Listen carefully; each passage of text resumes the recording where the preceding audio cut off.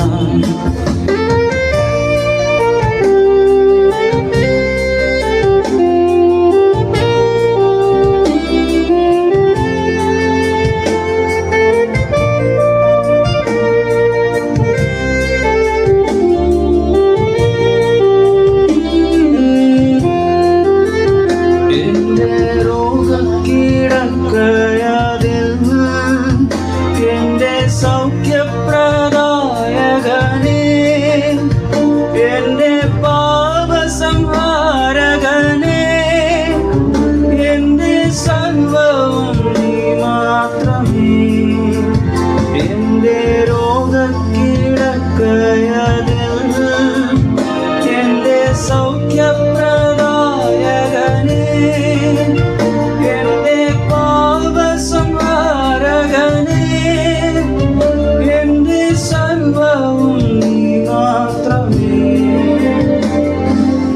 ആരാധനേ സമാരാധനേ ആരിനുന്നതനായവനേ, ആരാധിക്കുന്നിതാ നിന്നെയും ആയുസ്സെന്നാളുകളെല്ലാം.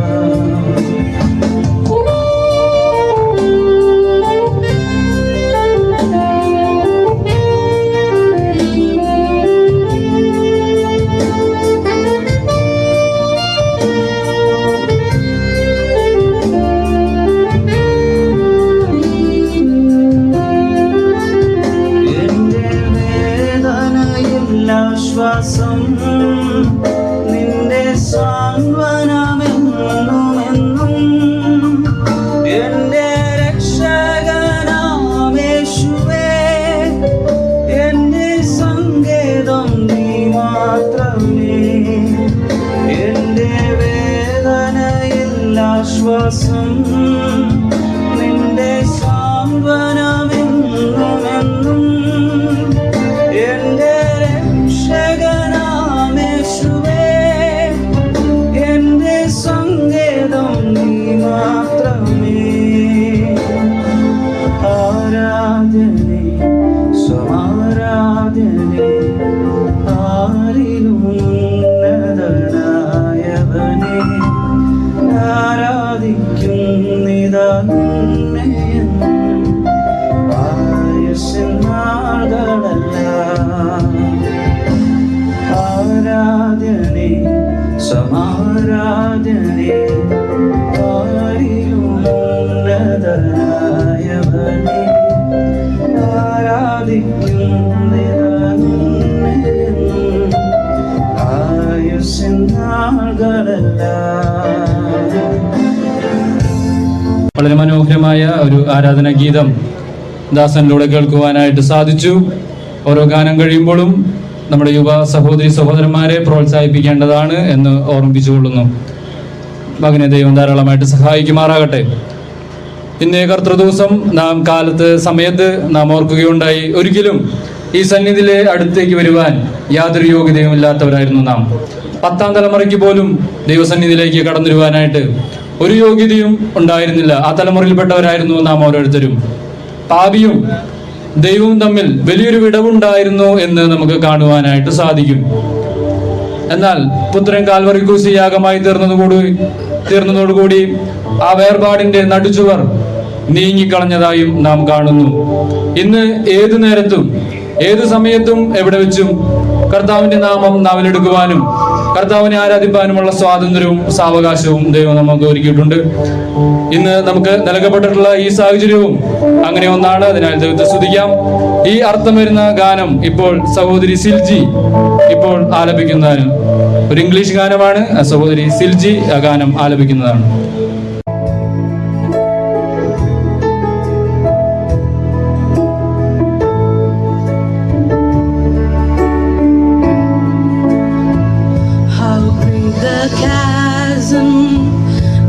Lay between us, how high the mountain I could not climb. In desperation I turned to heaven and spoke your name into the night. Then through the darkness your loving kindness, through the shadows of my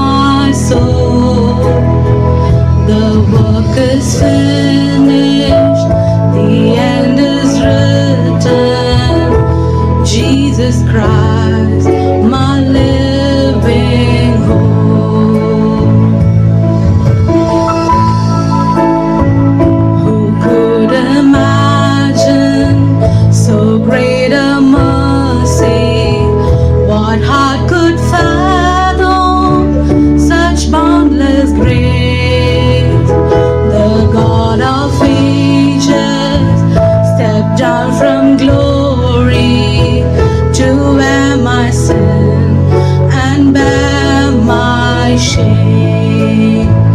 The cross has spoken, I am forgiven. The King of Kings called me his own. Beautiful Savior, I'm yours forever. Jesus Christ, my living hope. Hallelujah, praise the one who set me free. Hallelujah, death has lost its grip on me. You have broken every chain, the salvation in your name. Jesus Christ, my living hope. Hallelujah, praise the one who set me free. Hallelujah, death has lost its grip on me. You have broken every chain, the salvation in your name. Jesus Christ, my living hope.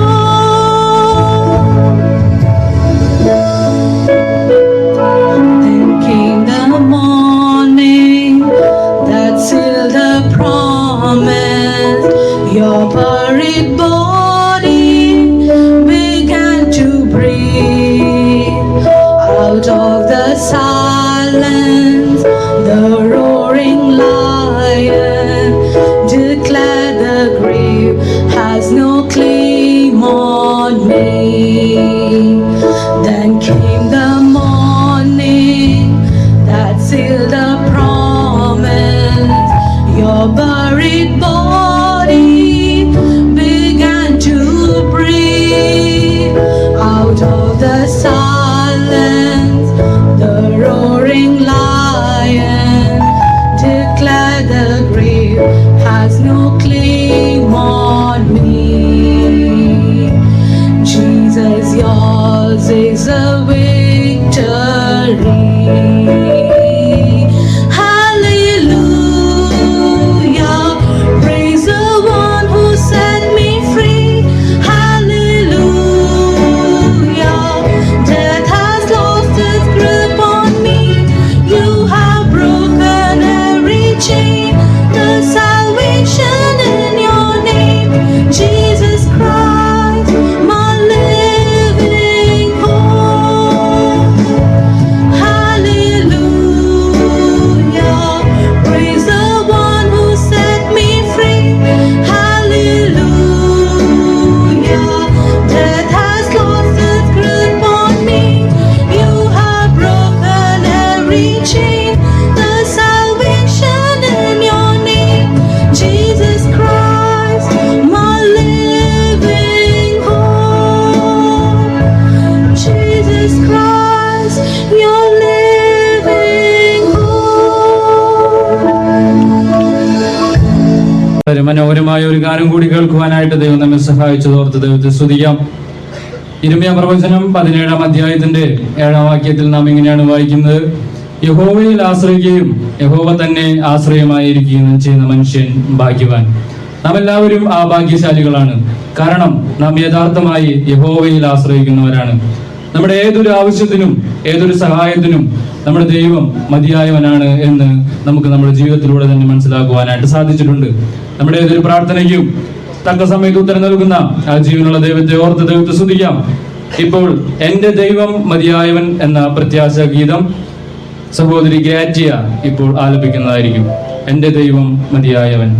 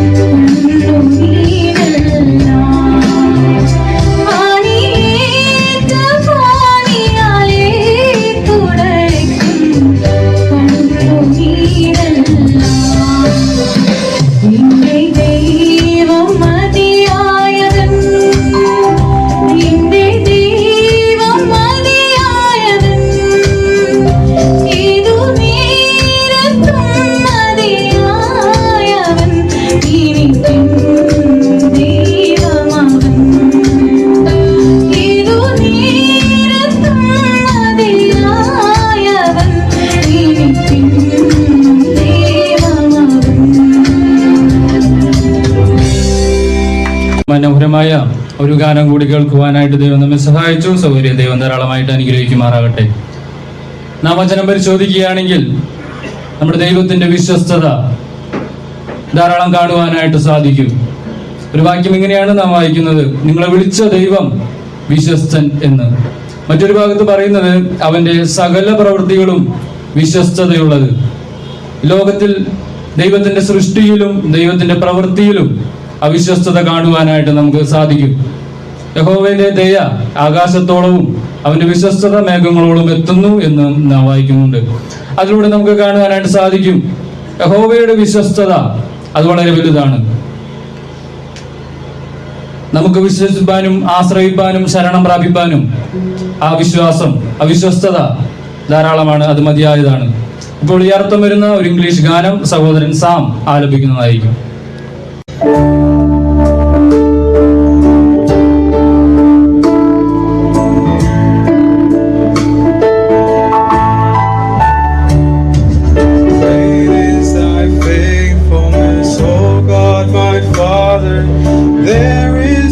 Shadow of turning with thee, thou changest not, thy compassions they fail not.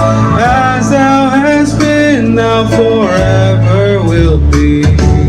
Great is thy faithfulness, great is thy faithfulness. Morning by morning new mercies I see. All I have needed thy hand hath provided. Great is thy faithfulness, Lord, unto me.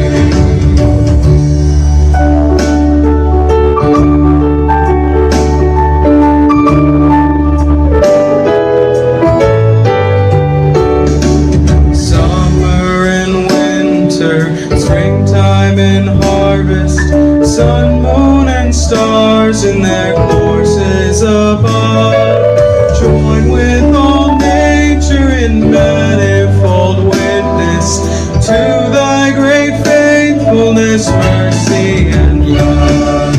Great is thy faithfulness, great is thy faithfulness. Morning by morning new mercies I see. All I have needed thy hand hath provided. Great is thy faithfulness, Lord, unto me.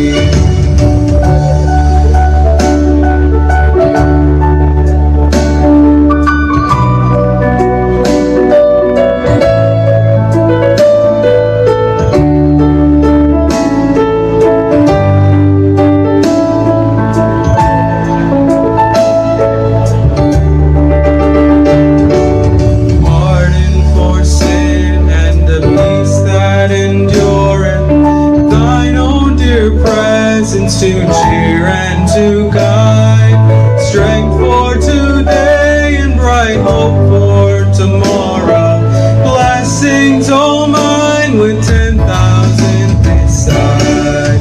Great is thy faithfulness, great is thy faithfulness. Morning by morning new mercies I see. All I have needed thy hand hath provided. Great is thy faithfulness, Lord, unto me.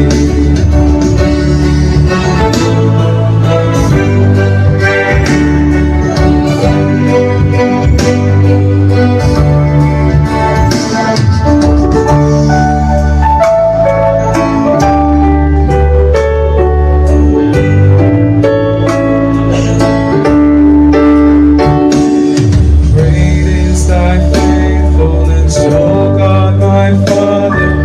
There is no shadow of turning with thee. Thou changest not, thy compassions they fail not. As thou hast been, thou forever wilt be. Great is thy faithfulness, great is thy faithfulness. Morning by morning new mercies I see. All I have needed thy hand hath provided. Great is thy faithfulness, Lord, unto me. മനോഹരമായ ഗാനം കൂടി കേൾക്കുവാനായിട്ട് ദൈവം നമ്മെ സഹായിച്ചു. ആ ദാസനെയും ദൈവം ധാരാളമായിട്ട് അനുഗ്രഹിക്കുമാറാകട്ടെ. നാം ഈ ഭൂമിയിലായിരിക്കുമ്പോൾ നമ്മുടെ ജീവിതത്തിൽ നിന്ന് തന്നെ നമുക്ക് മനസ്സിലാക്കുവാനായിട്ട് സാധിക്കും, ഒരിക്കലും ഒരു മനുഷ്യനോടോ ഒരു സമൂഹത്തോടോ ഒന്നിനോടും നമുക്ക് ശാശ്വതമായി ഈ ഭൂമിയിൽ ആശ്രയിപ്പാനായിട്ട് സാധിക്കുകയില്ല. അതൊക്കെയും ഒഴിഞ്ഞു പോകുന്ന ഒന്നാണ്. ഒരു വ്യക്തിക്ക് മറ്റൊരു വ്യക്തിയെ സദാകാലത്തേക്കും സഹായിപ്പാനോ ആശ്രയിപ്പാനോ സാധിക്കില്ല എന്ന് കാണുവാനായിട്ട് സാധിക്കും. ഒരുപക്ഷെ നാം പ്രിയപ്പെട്ടവരെന്ന് കരുതുന്ന പലരും നമ്മിൽ നിന്നും അകന്നു പോയേക്കാം, മാറിപ്പോയേക്കാം. എങ്കിലും നമ്മുടെ ജീവിതകാലം അവസാനം വരെയും നമ്മളെ കാത്തു സൂക്ഷിക്കുന്ന, നമ്മെ പരിപാലിക്കുന്ന ഒരു ദൈവമുണ്ട് എന്നുള്ള വസ്തുത അത് നമ്മെ ജീവിപ്പാനായിട്ടും പ്രവർത്തിപ്പാനായിട്ടും നമ്മെ സഹായിച്ചു കൊണ്ടിരിക്കുന്നു. നാം 41 സങ്കീർത്തനത്തിൽ വായിക്കുന്നുണ്ട്, എളിയവൻ അനർത്ഥ ദിവസത്തിൽ അകപ്പെട്ടാലും യഹോവ അവനെ വിടുവിക്കും. ഏഴകളും പുഴുക്കളുമായിരിക്കുന്ന നമ്മെ ദൈവത്തോട് അടുപ്പിച്ചു. ആ ദൈവം തന്നെ നമ്മെ അനർത്ഥത്തിലും നമ്മളെ സഹായിച്ചു കൊണ്ടിരിക്കുന്നു. അതിനായിട്ട് ദൈവത്തെ സ്തുതിക്കാം.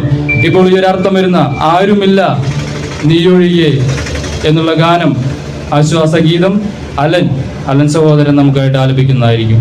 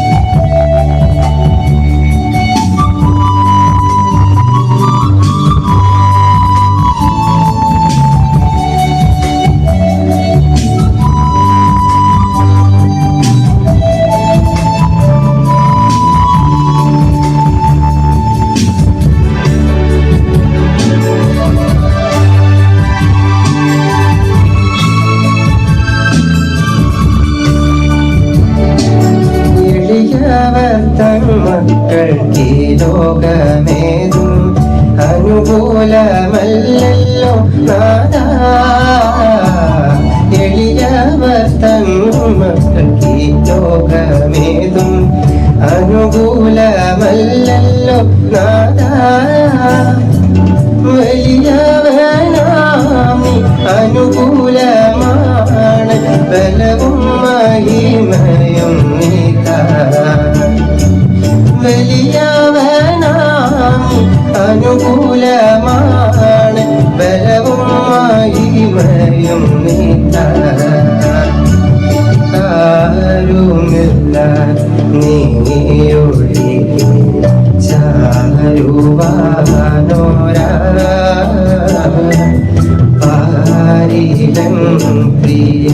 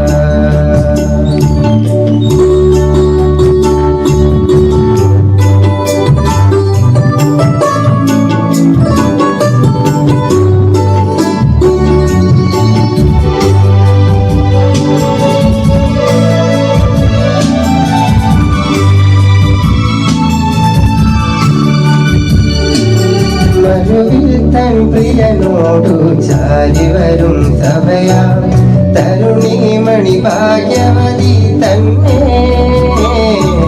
മരുവിൽ തൻ പ്രിയനോടു ചാരി വരും സഭയാ തരുണീമണി ഭാഗ്യവതി തന്നെ മരുഭൂമിവാസം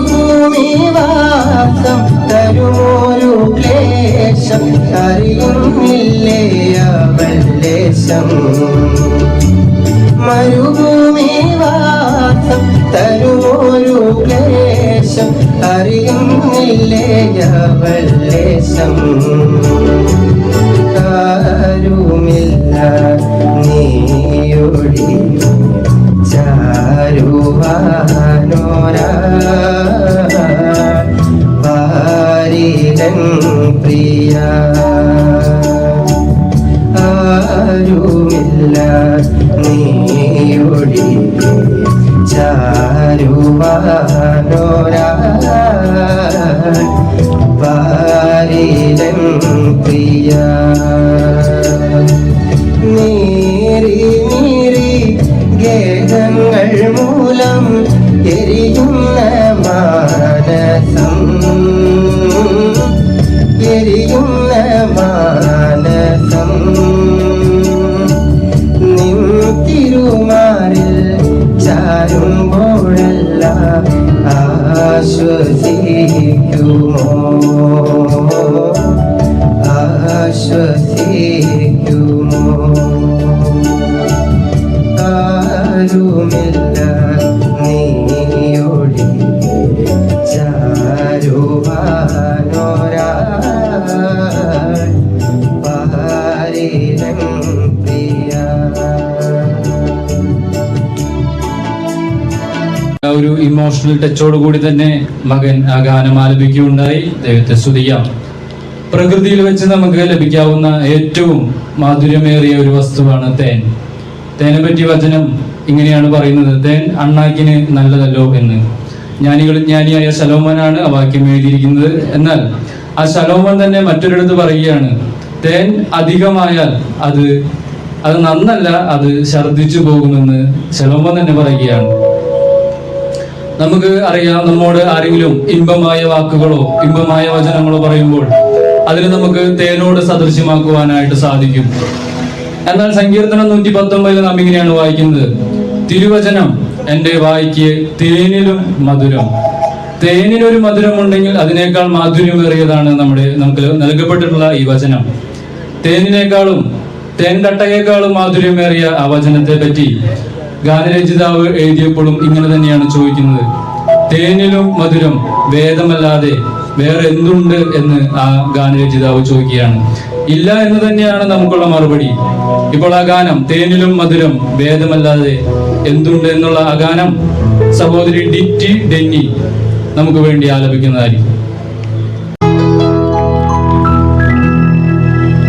पानी सरी री री ग ग, पानी सरी री री ग ग, मारे रे नी पा मगरी सनी पा.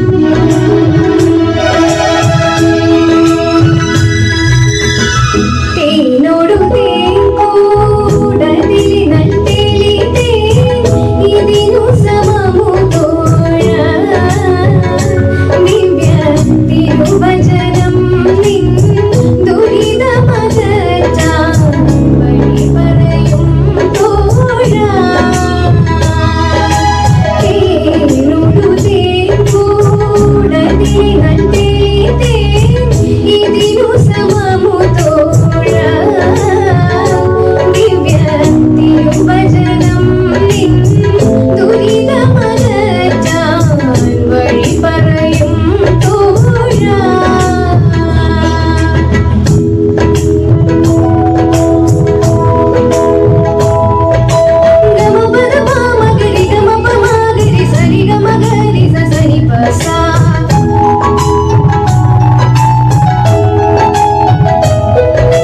പനി സാരി സരി സരി ഗരി ഗമ സരി ഗമ മഗരി സരി ഗമ പ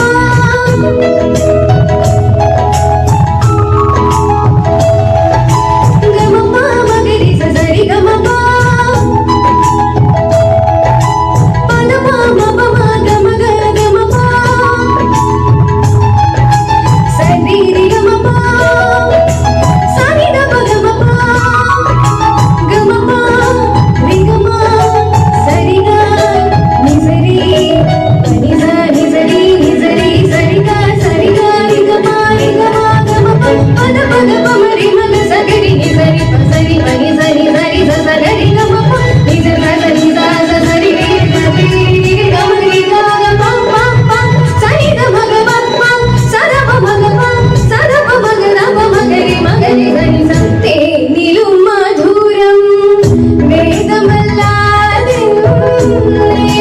ചൊല്ലോഴാ നീ സശ്രദ്ധമിതിലേ സത്യങ്ങൾ വായിച്ചു ധ്യാനിക്കുവെന്തോഴാ തേനിലും മധുരം വേദമല്ലാതെന്തുണ്ട് ചൊല്ലോഴാ നീ സശ്രദ്ധമിതിലേ സത്യങ്ങൾ വായിച്ചു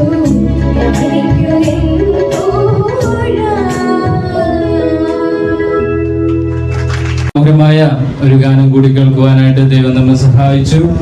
ഇതുവരെയും പാടിയ യുവതിയുവാക്കന്മാർ തൃശൂർ നെല്ലിക്കുന്ന് സിയോൻ ചർച്ചിലെ സഹോദരന്മാരാണ് എന്നുള്ള കാര്യം ഓർമ്മിപ്പിക്കുകയാണ്. ദൈവം അവരെ ധാരാളമായിട്ട് സഹായിക്കുമാറാകട്ടെ. ലോകത്തിലെ ആരംഭം മുതൽ ഇന്നും നിലനിൽക്കുന്നതും ലോകാവസാനം വരെ നിലനിൽക്കുന്നതുമായ ഒരേ ഒരു നാമമേ ഉള്ളൂ. അത് നമ്മുടെ ക്രിസ്തുവിൻ്റെ ശ്രീയേശു നാമം മാത്രമാണ്. മറ്റുള്ള എല്ലാ നാമങ്ങളും പലരാൽ നിർമ്മിക്കപ്പെട്ടതാണ് എന്ന് നമുക്ക് കാണുവാനായിട്ട് സാധിക്കും. ഈ നാമങ്ങളെക്കാളും മേലായ നാമമാണ് നമ്മുടെ ശ്രീയേശു നാമം. ഞാനിത് പറയുമ്പോൾ തന്നെ നിങ്ങൾക്ക് അടുത്തതായിട്ട് ആലപിക്കാൻ പോകുന്ന ഗാനത്തിന്റെ ആ ഗാനം ഏതാണെന്ന് ഉള്ളത് നിങ്ങൾക്ക് മനസ്സിലായി കാണും. ഒരു പാപിക്ക് തന്റെ പാപം മോചിച്ചു ലഭിക്കുന്ന ഒരു നാമമാണ് ഈ ശ്രീയേശു നാമം. ഇപ്പോൾ ഈ സദസ്സ് മുഴുവൻ എഴുന്നേറ്റ് നിന്ന് കൈയടിച്ച് ആ ഗാനത്തിൽ സഹകരിക്കണമെന്ന് ഓർമ്മിപ്പിക്കുകയാണ്. നമ്മുടെ YMF-ലെ തന്നെ സഹോദരന്മാർ ആ ഗാനം നമ്മെ ലീഡ് ചെയ്യുന്നതായിരിക്കും. സാധിക്കുന്ന എല്ലാവരും എഴുന്നേറ്റ് നിന്ന് കൈയടിച്ചുകൊണ്ട് ആ ഗാനത്തിൽ സഹകരിക്കണമെന്ന് ഓർമ്മിപ്പിക്കുന്നു. ക്രിസ്തു മഹാത്മ്യം വിളിച്ചോതുന്ന ശ്രീയേശു നാമം, അതിശയ നാമം, ഏഴ് എനിക്കും നാമം എന്നുള്ള ഗാനം ഇപ്പോൾ സഹോദരന്മാർ നമുക്ക് വേണ്ടി ആലപിക്കുന്നു.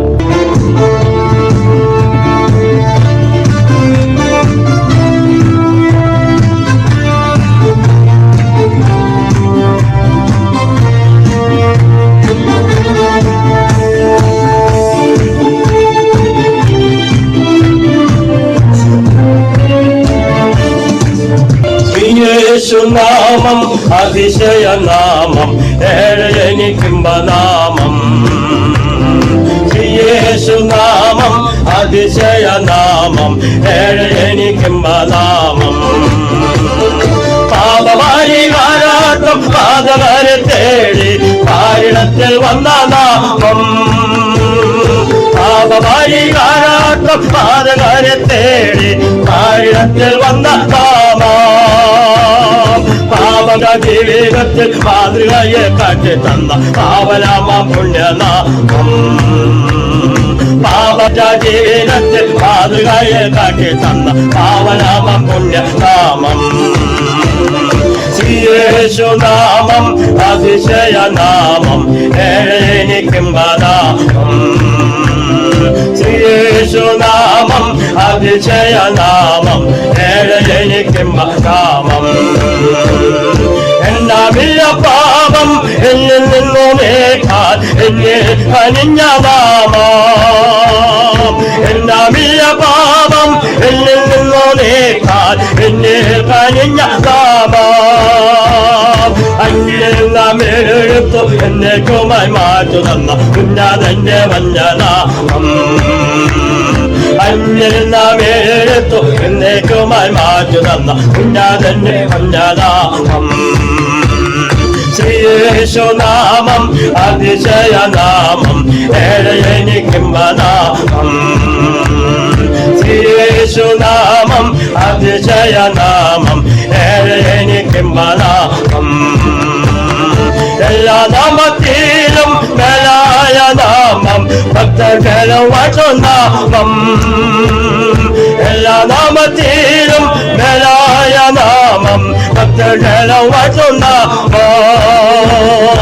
എല്ലാ മുഴങ്കാലും മടങ്ങിടും തരും മുമ്പേ എല്ലാ ഭക്തരുള്ള നാമം എല്ലാ മുഴങ്കാലും മടങ്ങിടും തരും മുമ്പേ എല്ലാ ഭക്തരുള്ള നാമം ശ്രീയേശുനാമം അതിശയനാമം ഏഴയനിക്കുംബനാമം ശ്രീയേശുനാമം അതിശയനാമം ഏഴയനിക്കുംബനാമം.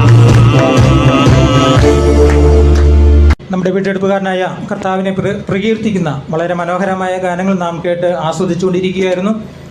നമ്മളെല്ലാവരും ഒരുപോലെ ഇഷ്ടപ്പെടുന്ന ഒന്നാണ് സംഗീതം.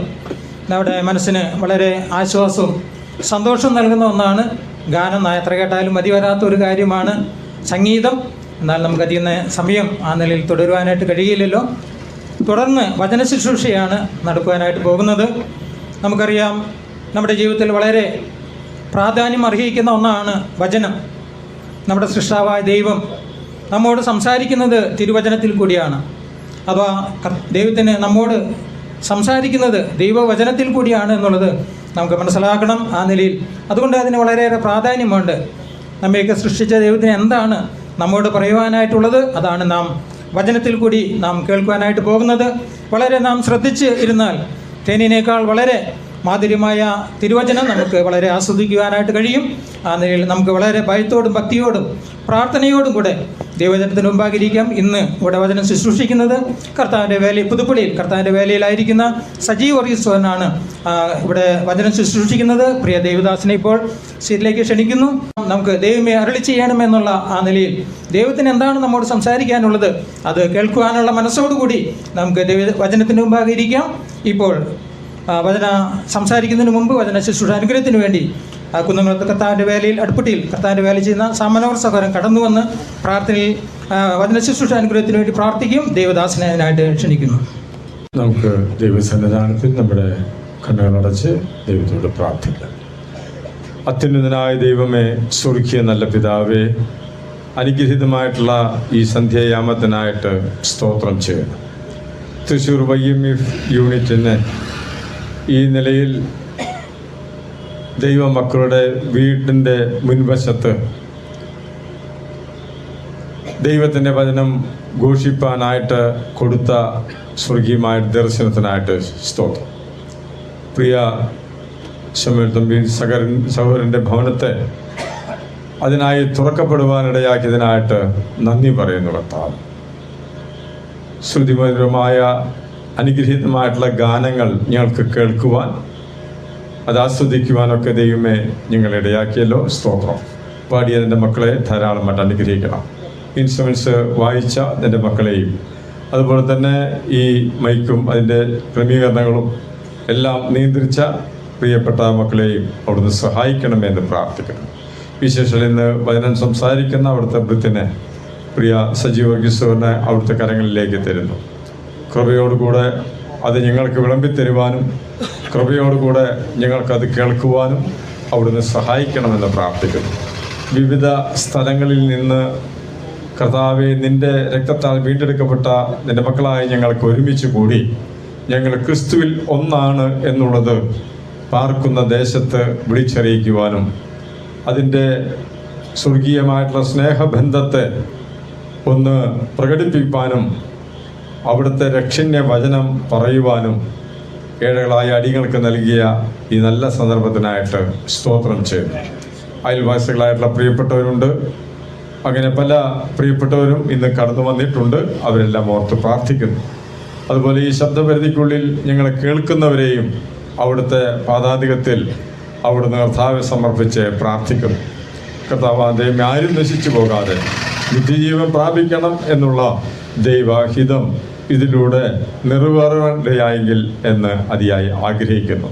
ഞങ്ങളുടെ കർത്താവ് അതേ കർത്താവ് ശക്തിയല്ല, അവിടുത്തെ ശക്തിയും അവിടുത്തെ ദർശനവും ധാരാളമായിട്ടുണ്ടാകുവാനായി ഈ രാത്രി അവിടുന്ന് ഇടയാക്കണം, സഹായിക്കണം എന്ന് അവിടുത്തോട് പ്രാർത്ഥിക്കുന്നു. ഈ മീറ്റിങ്ങിന് എത്രത്തോളം അനുഗ്രഹമാക്കി തീർത്തനായ സ്തോത്രം. കാലാവസ്ഥ ഞങ്ങൾക്ക് അനുകൂലമാക്കി ഇതുവരെയും നൽകിയല്ലോ, ഇനിയും നൽകുവാൻ മതിയായവനാണ്. അതുകൊണ്ട് ഞങ്ങൾ അങ്ങയുടെ പാദാന്തികത്തിലേക്ക് കർത്താവ് സകല കാര്യങ്ങളെയും സമർപ്പിക്കുന്നു. അടികളുടെ പ്രാർത്ഥന യാചനയും അവിടുന്ന് കേട്ടതിനായി സ്തോത്രം. ക്രിസ്തുയേശുവിന്റെ ധന്യമായ നാമത്തിൽ തന്നെ ആമേൻ. ദൈവനാമത്തിന് മഹത്വമർപ്പിക്കുന്നു. YMEF തൃശ്ശൂർ യൂണിറ്റ് ദൈവം അവരെ ഏൽപ്പിച്ച നിയോഗത്തിൻ്റെ ഭാഗമായി സുവിശേഷ അഭിവൃദ്ധി ലക്ഷ്യമാക്കി നിർവഹിക്കുന്ന ഈ സുവിശേഷ യോഗത്തിൽ എനിക്കും ലഭിച്ച പങ്കിനായി സന്തോഷം അറിയിക്കുകയും YMEFൻ്റെ പ്രവർത്തനങ്ങളെ ഓർത്ത് ദൈവത്തെ മഹത്വപ്പെടുത്തുകയും ചെയ്യുകയാണ്. അതിന് മുഖാന്തരമായി തീർന്ന ഈ സഭ, ഇവിടെയുള്ള ദൈവജനം എല്ലാവർക്കായും അവരെല്ലാം ഓർത്ത് ഞാൻ ദൈവത്തിന് മഹത്വമർപ്പിക്കുന്നു. വിവിധ സ്ഥലം സഭകളിൽ നിന്ന് അയൽവാസികളായി ഈ ഭവനത്തോട് ബന്ധപ്പെട്ട് പ്രിയപ്പെട്ടവരായി ഈ രാത്രി കടന്നു വന്നിരിക്കുന്ന എല്ലാ പ്രിയപ്പെട്ടവർക്കും ഈ ശബ്ദത്തിൻ്റെ പരിധിയിൽ ഒരുപക്ഷെ അയൽഭവനങ്ങളിലൊക്കെയായി ഞങ്ങളെ കേൾക്കുന്ന ഞങ്ങളുടെ എല്ലാ മാന്യ സഹോദരങ്ങൾക്കും ക്രിസ്തുയേശുവിൻ്റെ ധന്യനാമത്തിൽ ഒരിക്കലൂടെ സ്നേഹവന്ദനങ്ങൾ അറിയിക്കുകയാണ്. ഇന്ന് രാത്രി ഇവിടെ നിന്ന് സുവിശേഷം എന്താണ്, സുവിശേഷത്തിൻ്റെ പ്രത്യേകതകൾ എന്താണ് എന്നാണ് എനിക്ക് അനുവദിക്കപ്പെട്ടിട്ടുള്ള ആ സമയത്തിൻ്റെ പരിധിക്കുള്ളിൽ അല്പമായി വിശദീകരിക്കുവാൻ കർത്താവിൽ ഞാൻ താല്പര്യപ്പെടുന്നത്. ഇന്ന് രാത്രി ഞാനിവിടെ നിന്ന് ഈ ദൈവവചനത്തിലെ സത്യങ്ങൾ പ്രസംഗിക്കുമ്പോൾ ഇതേ സമയത്ത് ദേശത്തിൻ്റെ വിവിധ ഭാഗങ്ങളിൽ ഈ സന്ദേശം പ്രസംഗിക്കപ്പെടുന്നുണ്ട്. നമ്മുടെ കേരളത്തിൻ്റെ മാത്രമല്ല, ഭാരതത്തിൻ്റെ വിവിധ ഭാഗങ്ങളിൽ, ലോകത്തിൻ്റെ വിവിധ ഭാഗങ്ങളിൽ, അത് ഈ സമയത്തെന്ന് മാത്രമല്ല, ഒരു ദിവസത്തിന് 24 മണിക്കൂറാണുള്ളതെങ്കിൽ ആ ദിവസത്തിൻ്റെ 24 മണിക്കൂറും ലോകമെങ്കും അന്തരീക്ഷത്തിൽ അലയടിച്ചുകൊണ്ടിരിക്കുന്ന ഒരു ശബ്ദമാണ് സുവിശേഷത്തിൻ്റെ സന്ദേശം. അത് ഈ നിലയിൽ മാത്രമല്ല, ഇന്നത്തെ ആധുനിക മാധ്യമങ്ങൾ എല്ലാം ഉപയോഗിക്കപ്പെട്ടുകൊണ്ട് ലോകമെങ്കും പ്രസംഗിക്കപ്പെട്ടുകൊണ്ടിരിക്കുന്ന അനുഗ്രഹീതമായ ഒരു സന്ദേശമാണ് സുവിശേഷം. നമുക്കറിയാം, ഇന്നത്തെ കാലാവസ്ഥയുടെ പ്രത്യേകമായ സാഹചര്യത്തിലും ഈ സന്ദേശം ഈ ദേശത്ത് ഒരിക്കലൂടെ കേൾപ്പിക്കുവാൻ സ്വർഗത്തിലെ ദൈവത്തിന് പ്രസാദം തോന്നി എങ്കിൽ തീർച്ചയായിട്ടും നാം ഓരോരുത്തരും അറിഞ്ഞിരിക്കേണ്ടുന്ന വളരെ പ്രധാനപ്പെട്ട ആത്മീയ സത്യമാണ് എന്നുള്ളത് കൊണ്ടാണ്. ആ സുവിശേഷത്തെയും അതിൻ്റെ പ്രത്യേകതകളെയും വ്യക്തമാക്കുന്ന ഒരു പ്രത്യേക വേദഭാഗം ഞാൻ പ്രാരംഭത്തിൽ ഒന്ന് വായിച്ചു കേൾപ്പിക്കാം. കൊലോസ്യർക്ക് എഴുതിയ 1-ാം ലേഖനം 3 മുതൽ 6 വരെയുള്ള വാക്യങ്ങളാണ്. കൊലോസ്യ ലേഖനം 1-ാം അധ്യായം 3 മുതൽ 6 വരെയുള്ള വാക്യങ്ങൾ. സുവിശേഷത്തിന്റെ സത്യവചനത്തിൽ നിങ്ങൾ മുമ്പ് കേട്ടതായി സ്വർഗത്തിൽ നിങ്ങൾക്ക് സംഗ്രഹിച്ചിരിക്കുന്ന പ്രത്യാശ നിമിത്തം ക്രിസ്തുയേശുവിൽ നിങ്ങളുടെ വിശ്വാസത്തെയും സകല വിശുദ്ധന്മാരോടും നിങ്ങൾക്കുള്ള സ്നേഹത്തെയും കുറിച്ച് ഞങ്ങൾ കേട്ടിട്ട് നിങ്ങൾക്ക് വേണ്ടി പ്രാർത്ഥിക്കുകയും എപ്പോഴും നമ്മുടെ കർത്താവായ യേശു ക്രിസ്തുവിൻ്റെ പിതാവായ ദൈവത്തിന് സ്തോത്രം ചെയ്യുന്നു. ആ സുവിശേഷം സർവ്വലോകത്തിലും എന്ന പോലെ നിങ്ങളുടെ അടുക്കലും എത്തി. നിങ്ങൾ ദൈവകൃപയെ യഥാർത്ഥമായി കേട്ടറിഞ്ഞ നാൾ മുതൽ നിങ്ങളുടെ ഇടയിൽ എന്ന പോലെ സർവ്വലോകത്തിലും ഫലം കായ്ച്ചും വർദ്ധിച്ചും വരുന്നു. മതി. വിശുദ്ധ ബൈബിളിലെ ചെറുതെങ്കിലും വളരെ ഗഹനമായ ഒരു പുസ്തകമാണ് കൊലോസ്യ ലേഖനം.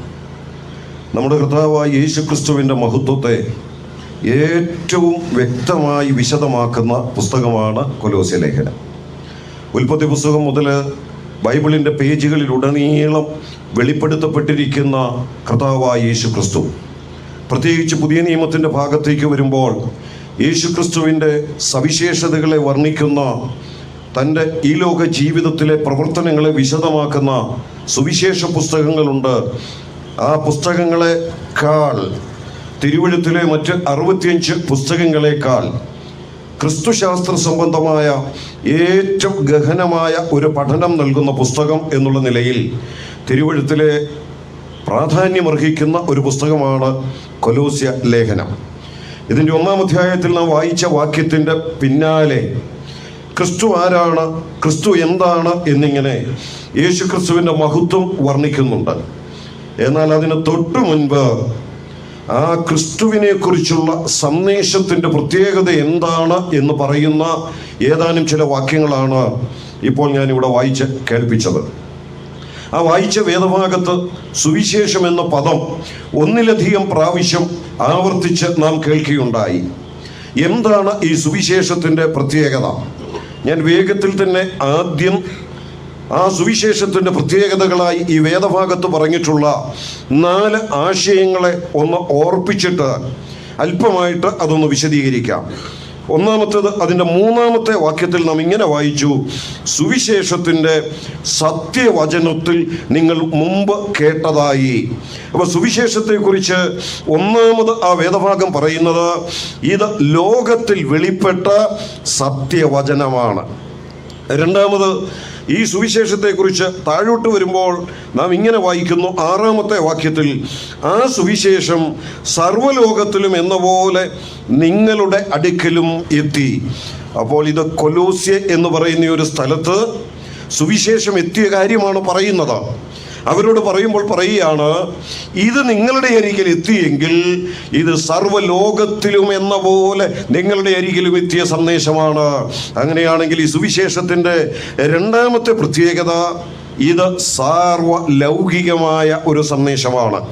3-ാമത്തേത് അതേ വാക്യത്തിൽ പറയുന്നു, സർവ്വലോകത്തിലും എന്ന പോലെ നിങ്ങളുടെ അടുക്കലും എത്തി.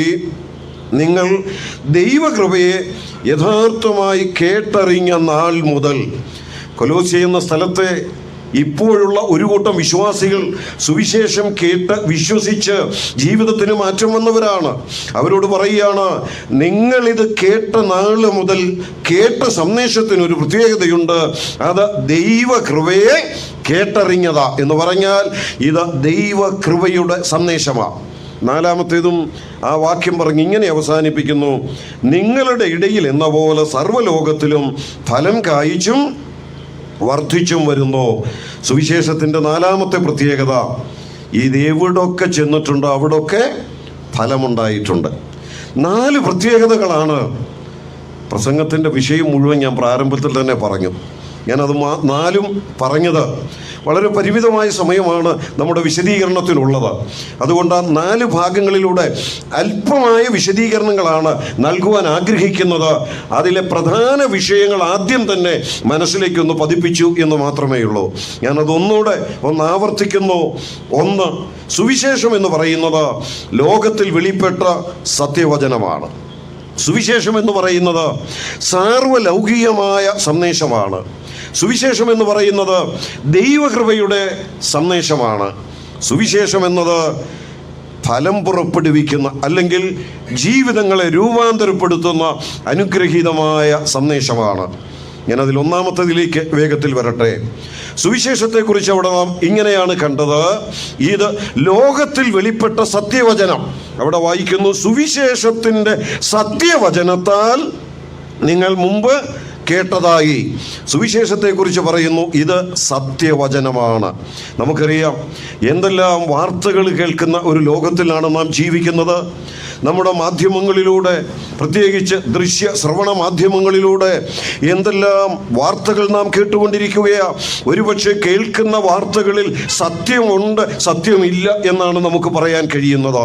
എന്ന് പറഞ്ഞാൽ സത്യമായ വാർത്തകളും കേൾക്കുന്നുണ്ട്, സത്യമല്ലാത്ത വാർത്തകളും കേൾക്കുന്നുണ്ട്. ചിലപ്പോൾ ചില വാർത്തകൾ പറഞ്ഞ് അടുത്ത ദിവസം അത് തിരുത്തി പറയേണ്ടി വരുന്നുണ്ട്. എന്തുകൊണ്ട്? ഇന്നലെ പറഞ്ഞത് സത്യമല്ല എന്ന് ബോധ്യപ്പെടുമ്പോൾ അത് തിരുത്തി പറയേണ്ടതായി വരുന്നുണ്ട്. എന്നാൽ കാലങ്ങളായി ലോകത്തിൽ പ്രസംഗിക്കപ്പെട്ടുകൊണ്ടിരിക്കുന്ന, ഒരിക്കലും തിരുത്തി പറയേണ്ടി വന്നിട്ടില്ലാത്ത, ഒരിക്കലും അത് കള്ളമായി പോയി എന്ന് ചിന്തിക്കുക പോലും ചെയ്യേണ്ടി വന്നിട്ടില്ലാത്ത സത്യവചനമെന്ന് വിശേഷിപ്പിക്കാവുന്ന ഒരു സന്ദേശമുണ്ടെങ്കിൽ അത് ഇന്ന് രാത്രിയും ഇവിടെ പ്രസംഗിക്കപ്പെടുന്ന സുവിശേഷം മാത്രമാണ്.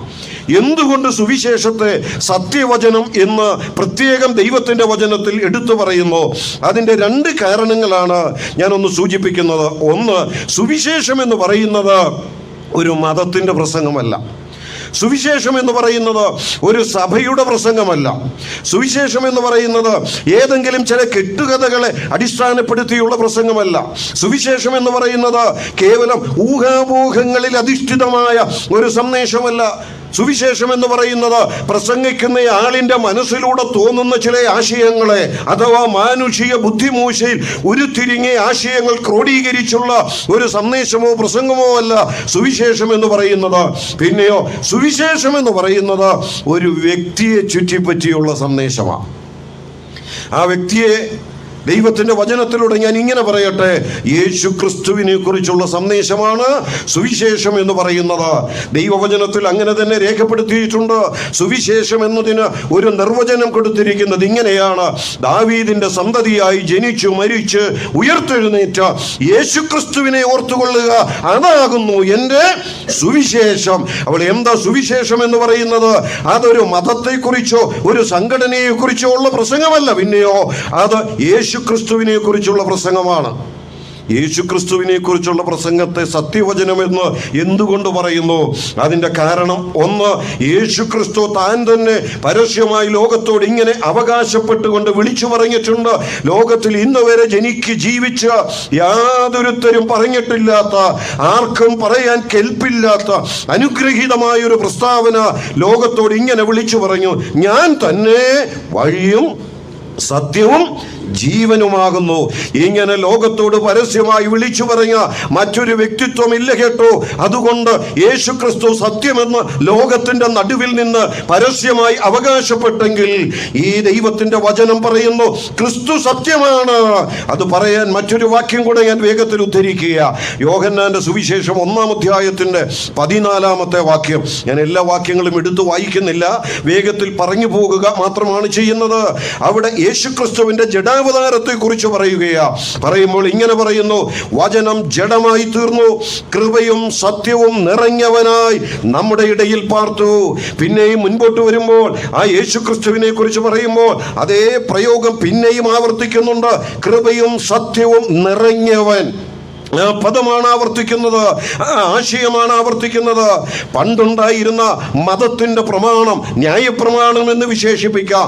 ആ ന്യായപ്രമാണവും കൃപയുടെ സന്ദേശമായ സുവിശേഷവും തമ്മിൽ സാരമായ വ്യത്യാസങ്ങളുള്ളതിൽ പ്രധാനപ്പെട്ട ഒരു വ്യത്യാസത്തെ യോഹന്നാന്റെ സുവിശേഷം തന്നെ 1-ാം അധ്യായത്തിന്റെ 17-ാമത്തെ വാക്യത്തിൽ ഇങ്ങനെ പറയുന്നുണ്ട്: ന്യായപ്രമാണം മോശ മുഖാന്തരം ലഭിച്ചു, എന്നാൽ കൃപയുടെ പ്രമാണം എന്ന് പറയുന്നത് യേശുക്രിസ്തു മുഖാന്തരം വന്നു എന്ന് പറയുന്നുണ്ട്. അവിടെ പറയുന്ന പ്രയോഗം ഇങ്ങനെയാണ്: ന്യായപ്രമാണം മോശ മുഖാന്തരം ലഭിച്ചു, കൃപയും സത്യവും യേശുക്രിസ്തു മുഖാന്തരം വന്നു. അവിടെയും യേശുക്രിസ്തുവിനെ വിശേഷിപ്പിക്കുന്നത് സത്യമെന്ന പദം കൊണ്ടാണ്.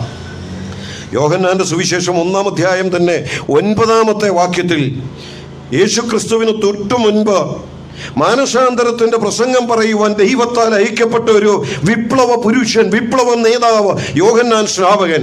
ആ സ്നാപക യോഹന്നാനുമായി താരതമ്യപ്പെടുത്തിക്കൊണ്ട് യേശുവിനെ കുറിച്ച് ഇങ്ങനെ പറയുന്നു. യോഹന്നാൻ 1:9: ഏതു മനുഷ്യനെയും പ്രകാശിപ്പിക്കുന്ന സത്യ വെളിച്ചം ലോകത്തിലേക്ക് വന്നുകൊണ്ടിരുന്നു. 2-3 വാക്യഭാഗങ്ങൾ മാത്രം ഉദാഹരണത്തിനായി സൂചിപ്പിച്ച് ആ ആശയത്തെ ഞാൻ ഇങ്ങനെ പറയട്ടെ: യേശുക്രിസ്തുവാണ് ലോകത്തിൽ വെളിപ്പെട്ട സത്യം. യോഹന്നാൻ 1:14 ആ വാക്യം ഞാൻ അല്പം കൂടെ ഒന്ന് വ്യക്തമാക്കുകയാണ്. അവിടെ ഇങ്ങനെയാണ് പറയുന്നത്: വചനം ജഡമായി തീർന്നു, കൃപയും സത്യവും നിറഞ്ഞവനായി നമ്മുടെ ഇടയിൽ പാർത്തു. ഞാൻ ചോദിക്കട്ടെ, ലോകത്തിൽ ഇങ്ങനെ സത്യം നിറങ്ങിയ ഒരു മനുഷ്യനെന്ന് അവകാശപ്പെടാൻ കഴിയുന്ന ഒരു പുണ്യ പുരുഷനെയോ ഒരു ചരിത്ര പുരുഷനെയോ ഒരു നേതാവിനെയോ ഏത് മണ്ഡലത്തിലാണ് നമുക്ക് കാണാൻ കഴിയുന്നത്?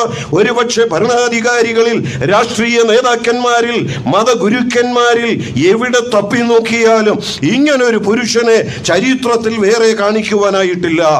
സത്യം പറയുമായിരിക്കും അവർ, പക്ഷേ എപ്പോഴും അവർ സത്യമല്ല പറയുന്നത്. ഇടയ്ക്കൊക്കെ കള്ളവും പറയുന്നുണ്ട്. ഇവിടെ ഇരിക്കുന്ന ഞാനും നിങ്ങളും സത്യം പറയുന്നവരാണോ എന്ന് ചോദിച്ചാൽ നമ്മൾ പറയും അതെ, ഞങ്ങൾ സത്യം പറയുന്നവരാ. ഞാനും അത് നിങ്ങളോട് ചേർന്ന് സമ്മതിക്കുന്നു. പക്ഷേ എപ്പോഴും സത്യം മാത്രമാണോ നമ്മൾ സംസാരിക്കുന്നത്? സത്യമല്ലാത്തതും ചില പ്രത്യേക സാഹചര്യങ്ങളിൽ ചില പ്രത്യേക സ്വാർത്ഥ താല്പര്യങ്ങൾക്ക് വേണ്ടി നാം പറയാറില്ലേ? സത്യത്തെ വളച്ചൊടിച്ച് നാം സംസാരിക്കാറില്ലേ? അസത്യത്തിന്റെ പാതയിലൂടെ നാം കടന്നു പോകാറില്ലേ? ഇതൊക്കെ മറ്റുള്ളവരിൽ മാത്രമല്ല നമ്മിലും കാണുന്ന ചില സവിശേഷതകളാണെന്നുള്ളത് ഇന്ന് രാത്രി ഞാൻ പ്രത്യേകം എടുത്തു പറയാതെ ഞാനും നിങ്ങളും ഒരുപോലെ സമ്മതിക്കുന്ന ചില യാഥാർത്ഥ്യങ്ങളല്ലേ? എന്നാൽ യേശുക്രിസ്തുവിനെ കുറിച്ച് അവിടെ പറയുകയാണ്, അവനിൽ കൃപയും സത്യവും നിറഞ്ഞു നിൽക്കുന്നു. അതെ പ്രിയപ്പെട്ടവരെ, അവൻ മുഴുവനായും സത്യത്തിന്റെ പ്രതീകമാണ്. അവനിൽ സത്യം നിറഞ്ഞു നിൽക്കുന്നുവെങ്കിൽ അസത്യത്തിൽ അല്പം പോലും സ്ഥാനം അവനിലില്ല. അതുകൊണ്ടാണ് യേശുക്രിസ്തുവിനെ കുറിച്ചുള്ള ചില സാക്ഷ്യങ്ങൾ തിരുവെഴുത്തിന്റെ മറ്റു ചില ഭാഗങ്ങളിൽ രേഖപ്പെടുത്തിയിട്ടുള്ളത്. അവനിൽ പാപമില്ല, അവൻ പാപം ചെയ്തിട്ടില്ല, അവൻ പാപം എന്തെന്ന് അറിഞ്ഞിട്ടില്ല. എന്തുകൊണ്ട്? അവനിൽ സത്യം നിറഞ്ഞു നിൽക്കുന്നു. അങ്ങനെയാണെങ്കിൽ യേശുക്രിസ്തുവിനെ കുറിച്ച് ഞാൻ ഇങ്ങനൊരു വാചകം പറയുകയാണ്, സത്യം ജഡത്തിൽ വെളിപ്പെട്ടതാണ് കർത്താവായ യേശുക്രിസ്തു. അതേ പ്രിയപ്പെട്ടവരെ, എന്നേക്ക് 2000 ആണ്ടുകൾക്ക് പിന്നിൽ ലോക ചരിത്രത്തിന്റെ ഭാഗമായി ദൈവം ജഡമെടുത്ത് ഭൂമിയിലേക്ക് വന്നു എങ്കിൽ ആ കുഞ്ഞിനെ കുറിച്ച്, യേശു എന്ന ആ പൈതലിനെ കുറിച്ച്, ആ പുരുഷനെ കുറിച്ച് തിരുവെഴുത്തിലൂടെ ഇങ്ങനെ നമുക്ക് പറയാൻ കഴിയും, സത്യം ജഡമെടുത്ത് ഭൂമിയിലേക്ക് വന്നു. ഞാൻ മറ്റൊരു വാക്ക് ഇങ്ങനെ പറയട്ടെ, സത്യത്തിന്റെ മനുഷ്യാവതാരമായിരുന്നു കർത്താവായ യേശുക്രിസ്തു. അപ്പോൾ എന്തുകൊണ്ട് സുവിശേഷം സത്യവചനമായിരിക്കുന്നു? സുവിശേഷം എന്ന് പറയുന്നത് സാക്ഷാൽ സത്യമായ യേശുക്രിസ്തുവിനെ കുറിച്ചുള്ള പ്രസംഗമാണ്. അതുകൊണ്ട് സുവിശേഷത്തെയും നമുക്ക് എന്തു പറയാം? സത്യവചനം എന്ന് പറയാം. ഞാൻ ഇന്ന് രാത്രി ഇവിടെ നിന്ന് പ്രസംഗിക്കുമ്പോൾ ഞാൻ ഇങ്ങനെ ഒരു വാചകം വേഗത്തിലൊന്ന് പറഞ്ഞു പോകട്ടെ. ഒരു 3.5 ദശാബ്ദങ്ങൾക്ക് പിന്നിൽ മറ്റു ചില വിഷയങ്ങൾ പ്രസംഗിച്ച് നടന്ന ഒരു കാലഘട്ടം എനിക്കുണ്ട്. ഒരുപക്ഷെ എന്തെന്ന് നിങ്ങൾ ചിന്തിച്ചേക്കാം. ഒറ്റ വാക്കിൽ ഇങ്ങനെ പറയട്ടെ, നമ്മുടെ രാജ്യത്തെ ഒരു രാഷ്ട്രീയ പ്രസ്ഥാനത്തിന്റെ പ്രസംഗകനായി തെരുവുകളിലൂടെ പ്രസംഗിച്ച് നടന്ന ഒരു കാലഘട്ടം എനിക്കുണ്ട്. അന്ന് പ്രസംഗിച്ച പ്രസംഗത്തിൽ നിന്നും വ്യത്യസ്തമായി കാലങ്ങളായി 3.5 പതിറ്റാണ്ടായി ഞാൻ പ്രസംഗിച്ചു കൊണ്ടിരിക്കുന്ന ഈ സന്ദേശത്തെ കുറിച്ച് ഞാൻ ഇങ്ങനെ പറയട്ടെ, ഇന്ന് ഞാൻ പ്രസംഗിക്കുന്ന സുവിശേഷം അത് യാതൊരു കലർപ്പുമില്ലാത്ത, യാതൊരു കളങ്കവുമില്ലാത്ത, യാതൊരു അസത്യവുമില്ലാത്ത സത്യത്തിന്റെ വചനമാണ്. കാരണം ഈ പ്രസംഗത്തിന്റെ ആധാരം എന്ന് പറയുന്നത് സത്യമെന്ന് ലോകത്തിൽ അവകാശപ്പെട്ട സത്യത്തിന്റെ ജഡത്തിലെ അവതാരമായ കർത്താവായ യേശുക്രിസ്തു താൻ മാത്രമാണ്. എന്തുകൊണ്ട് സുവിശേഷം സത്യവചനമായിരിക്കുന്നു? ഇത് യേശുക്രിസ്തുവിനെ കുറിച്ചുള്ള പ്രസംഗമായതുകൊണ്ട്. ഇനി രണ്ടാമത്തെ തെളിവ്, ഞാൻ ഇന്ന് രാത്രി ഇവിടെ പ്രസംഗിക്കുന്നത് ഈ പുസ്തകത്തിൽ നിന്നാണ്. ഈ പുസ്തകത്തിലെ ഒരു വേദഭാഗം വായിച്ചു കേൾപ്പിച്ച് ആ വേദഭാഗത്തുള്ള ചില ആശയങ്ങളാണ് ഞാൻ അല്പമായി വിശദീകരിച്ചു കൊണ്ടിരിക്കുന്നത്. എന്ന് പറഞ്ഞാൽ ഈ പ്രസംഗത്തിന് ആധാരം എന്ന് പറയുന്നത് ദൈവത്തിൻ്റെ വചനമാണ്. കാലങ്ങളായി സുവിശേഷ പ്രസംഗത്തിന്റെ വേദികളിൽ അനേക ദൈവദാസന്മാർ പ്രസംഗിച്ചു കൊണ്ടിരിക്കുന്നു. അവരൊക്കെ പ്രസംഗിക്കുമ്പോൾ അവരുടെ കൈകളിൽ കൊണ്ടുവരുന്ന പുസ്തകം എന്ന് പറയുന്നത് ഈ ദൈവത്തിന്റെ വചനമാണ്, ഈ വിശുദ്ധ ബൈബിളാണ്. ഈ വചനം തുറന്ന് ഇതിലെ ചില വേദവാക്യങ്ങൾ വായിച്ചു കേൾപ്പിച്ച് ആ വേദഭാഗത്ത് പരാമർശിക്കപ്പെട്ടിട്ടുള്ള ആത്മീകമായ സത്യങ്ങളെയാണ് അവർ പ്രസംഗിച്ചു കൊണ്ടിരിക്കുന്നത്. കഴിഞ്ഞ നാളുകളിൽ അങ്ങനെ ലോകത്തോട്, ഈ തൃശ്ശൂരിനോട്, ഈ സ്ഥലത്ത് പ്രസംഗിക്കപ്പെട്ടിട്ടുള്ള ദൈവദാസന്മാരോട് ചേർന്ന് ഇന്ന് രാത്രിയും ഈ യോഗത്തിൽ ഞാൻ പ്രസംഗിക്കുന്നത് ഇതേ വചനം കൈപ്പിടിച്ചുകൊണ്ട്, ഇതേ വചനം തുറന്നു പിടിച്ചുകൊണ്ട്, ഇതിലെ വരികളിലൂടെ ഈ സത്യം നിങ്ങളോട് പറയുമ്പോൾ ഈ വചനത്തെക്കുറിച്ച് ഇതിനകത്ത് എഴുതിയിരിക്കുന്ന ഒരു പരാമർശനമുണ്ട്. അതുകൂടെ നിങ്ങളൊന്ന് മനസ്സിലാക്കേണ്ടതുണ്ട്. യോഹന്നാന്റെ സുവിശേഷം 17-ാം അധ്യായത്തിന്റെ 17-ാമത്തെ വാക്യത്തിൽ ഇപ്രകാരം നാം വായിക്കുന്നു. അവിടെ നമ്മുടെ കർത്താവ് ഒരു പ്രത്യേക സമയത്ത്, തൻ്റെ ക്രൂശീകരണത്തോടൊക്കെ അടുക്കുന്ന സമയമാണ്, ആ സമയത്ത് തൻ്റെ ശിഷ്യന്മാരെ ഓർത്ത് പിതാവായ ദൈവത്തോട് പ്രാർത്ഥിക്കുന്ന ഒരു പ്രാർത്ഥനയാണ്. യോഹന്നാന്റെ സുവിശേഷം 17-ാം അധ്യായം എന്ന് പറയുന്നത് യേശുക്രിസ്തുവിൻ്റെ മധ്യസ്ഥ പ്രാർത്ഥന എന്ന് വിശേഷിപ്പിക്കുന്ന പ്രാർത്ഥനയാണ്. അല്ലെങ്കിൽ മഹാപുരോഹിത ശുശ്രൂഷയുടെ ഭാഗമായ പ്രാർത്ഥനയാണ്. ഹൈ പ്രീസ്റ്റ്ലി പ്രെയർ എന്നൊക്കെ വിശേഷിപ്പിക്കപ്പെടുന്ന പ്രാർത്ഥനയാണ്. ആ പ്രാർത്ഥനയിലെ പല വിഷയങ്ങളിൽ ഒന്ന് അതിൻ്റെ 17-ാമത്തെ വാക്യത്തിൽ ഇങ്ങനെയാണ്: ദൈവത്തോട്, പിതാവിനോട് ഇങ്ങനെ പ്രാർത്ഥിക്കുക, സത്യത്താൽ ഇവരെ വിശുദ്ധീകരിക്കണമേ. എന്നിട്ട് അടുത്ത വാചകം എന്താ പറയുന്നതെന്നറിയാമോ? നിന്റെ വചനം സത്യമാകുന്നു. വചനം സത്യമാണ്. ആ വചനത്തെ അടിസ്ഥാനമാക്കി പ്രസംഗിക്കുന്നത് കൊണ്ട് ഈ സുവിശേഷത്തിന്റെ പ്രസംഗത്തെ നമുക്ക് ഇങ്ങനെ പറയാം: ഇത് സത്യവചനമാണ്. യാക്കോബിന്റെ ലേഖനം 1-ാം അധ്യായത്തിന്റെ 18-ാമത്തെ വാക്യത്തിലും ഇതേ ആശയം പറയുന്നുണ്ട്. അവിടെ എങ്ങനെയാണ് വീണ്ടും ജനിക്കുന്നത്, എങ്ങനെയാണ് പുതുതായി ജനിച്ചത് എന്ന് പറയുന്ന കൂട്ടത്തിൽ പറയുകയാണ്: സത്യത്തിന്റെ വചനത്താൽ അവൻ നമ്മെ വീണ്ടും ജനിപ്പിച്ചിരിക്കുന്നു. അതെ പ്രിയപ്പെട്ടവരെ, ഈ വചനത്തെക്കുറിച്ച് ഇതിനകത്ത് തന്നെ രേഖപ്പെടുത്തി വച്ചിരിക്കുക, ഇത് സത്യമാണെന്ന്. എന്ന് പറഞ്ഞാൽ ഈ പുസ്തകത്തിൻ്റെ തുടക്കം മുതൽ ഒടുവിൽ വരെ പറഞ്ഞിട്ടുള്ള ചരിത്ര സംഭവങ്ങൾ ഒന്നും നമുക്ക് സംശയിക്കേണ്ട ആവശ്യമില്ല. അതൊക്കെ ചരിത്രത്തിൽ നടന്നു എന്നുള്ളതിൻ്റെ തെളിവെന്താ? ഈ വചനം സത്യമാണ് എന്നുള്ളതാണ് അതിൻ്റെ ഏറ്റവും പ്രധാനപ്പെട്ട തെളിവ്. അതെ പ്രിയപ്പെട്ടവരെ, ഇത് ലോകമെങ്ങും അംഗീകരിക്കാൻ കൊള്ളാവുന്ന, ലോകമെങ്ങും വിശ്വസിക്കാൻ കൊള്ളാവുന്ന, ഒരു കാലത്തും തിരുത്തലിന് ആവശ്യമായി വന്നിട്ടില്ലാത്ത ഏക ഗ്രന്ഥമായ സത്യവചനമാണ് വിശുദ്ധ വേദപുസ്തകം. ഈ സുവിശേഷത്തെ സത്യവചനം എന്ന് പറയാനുള്ള 2 കാരണങ്ങളാണ് ഞാൻ വേഗത്തിൽ ഓർപ്പിച്ചത്. ഒന്ന്, സത്യമെന്ന് അവകാശപ്പെട്ട് യേശുക്രിസ്തുവിനെ കുറിച്ചുള്ള പ്രസംഗം. 2, സത്യവചനമായ വിശുദ്ധ വചനത്തെ അധിഷ്ഠിതമായ പ്രസംഗം. അതുകൊണ്ട് ഈ വചനത്തെ നമുക്ക് എന്തു പറയാം? ഈ സുവിശേഷത്തെ നമുക്ക് എന്തു പറയാം? ഇത് സത്യവചനമാണ്. അതുകൊണ്ടാണ് കാലങ്ങളായി ഈ സുവിശേഷത്തെ ഇല്ലാതാക്കാൻ മതങ്ങൾ ശ്രമിച്ചിട്ടില്ലേ? ഈ സുവിശേഷത്തെ നശിപ്പിച്ചു കളയുവാൻ രാഷ്ട്രങ്ങൾ ശ്രമിച്ചിട്ടില്ലേ?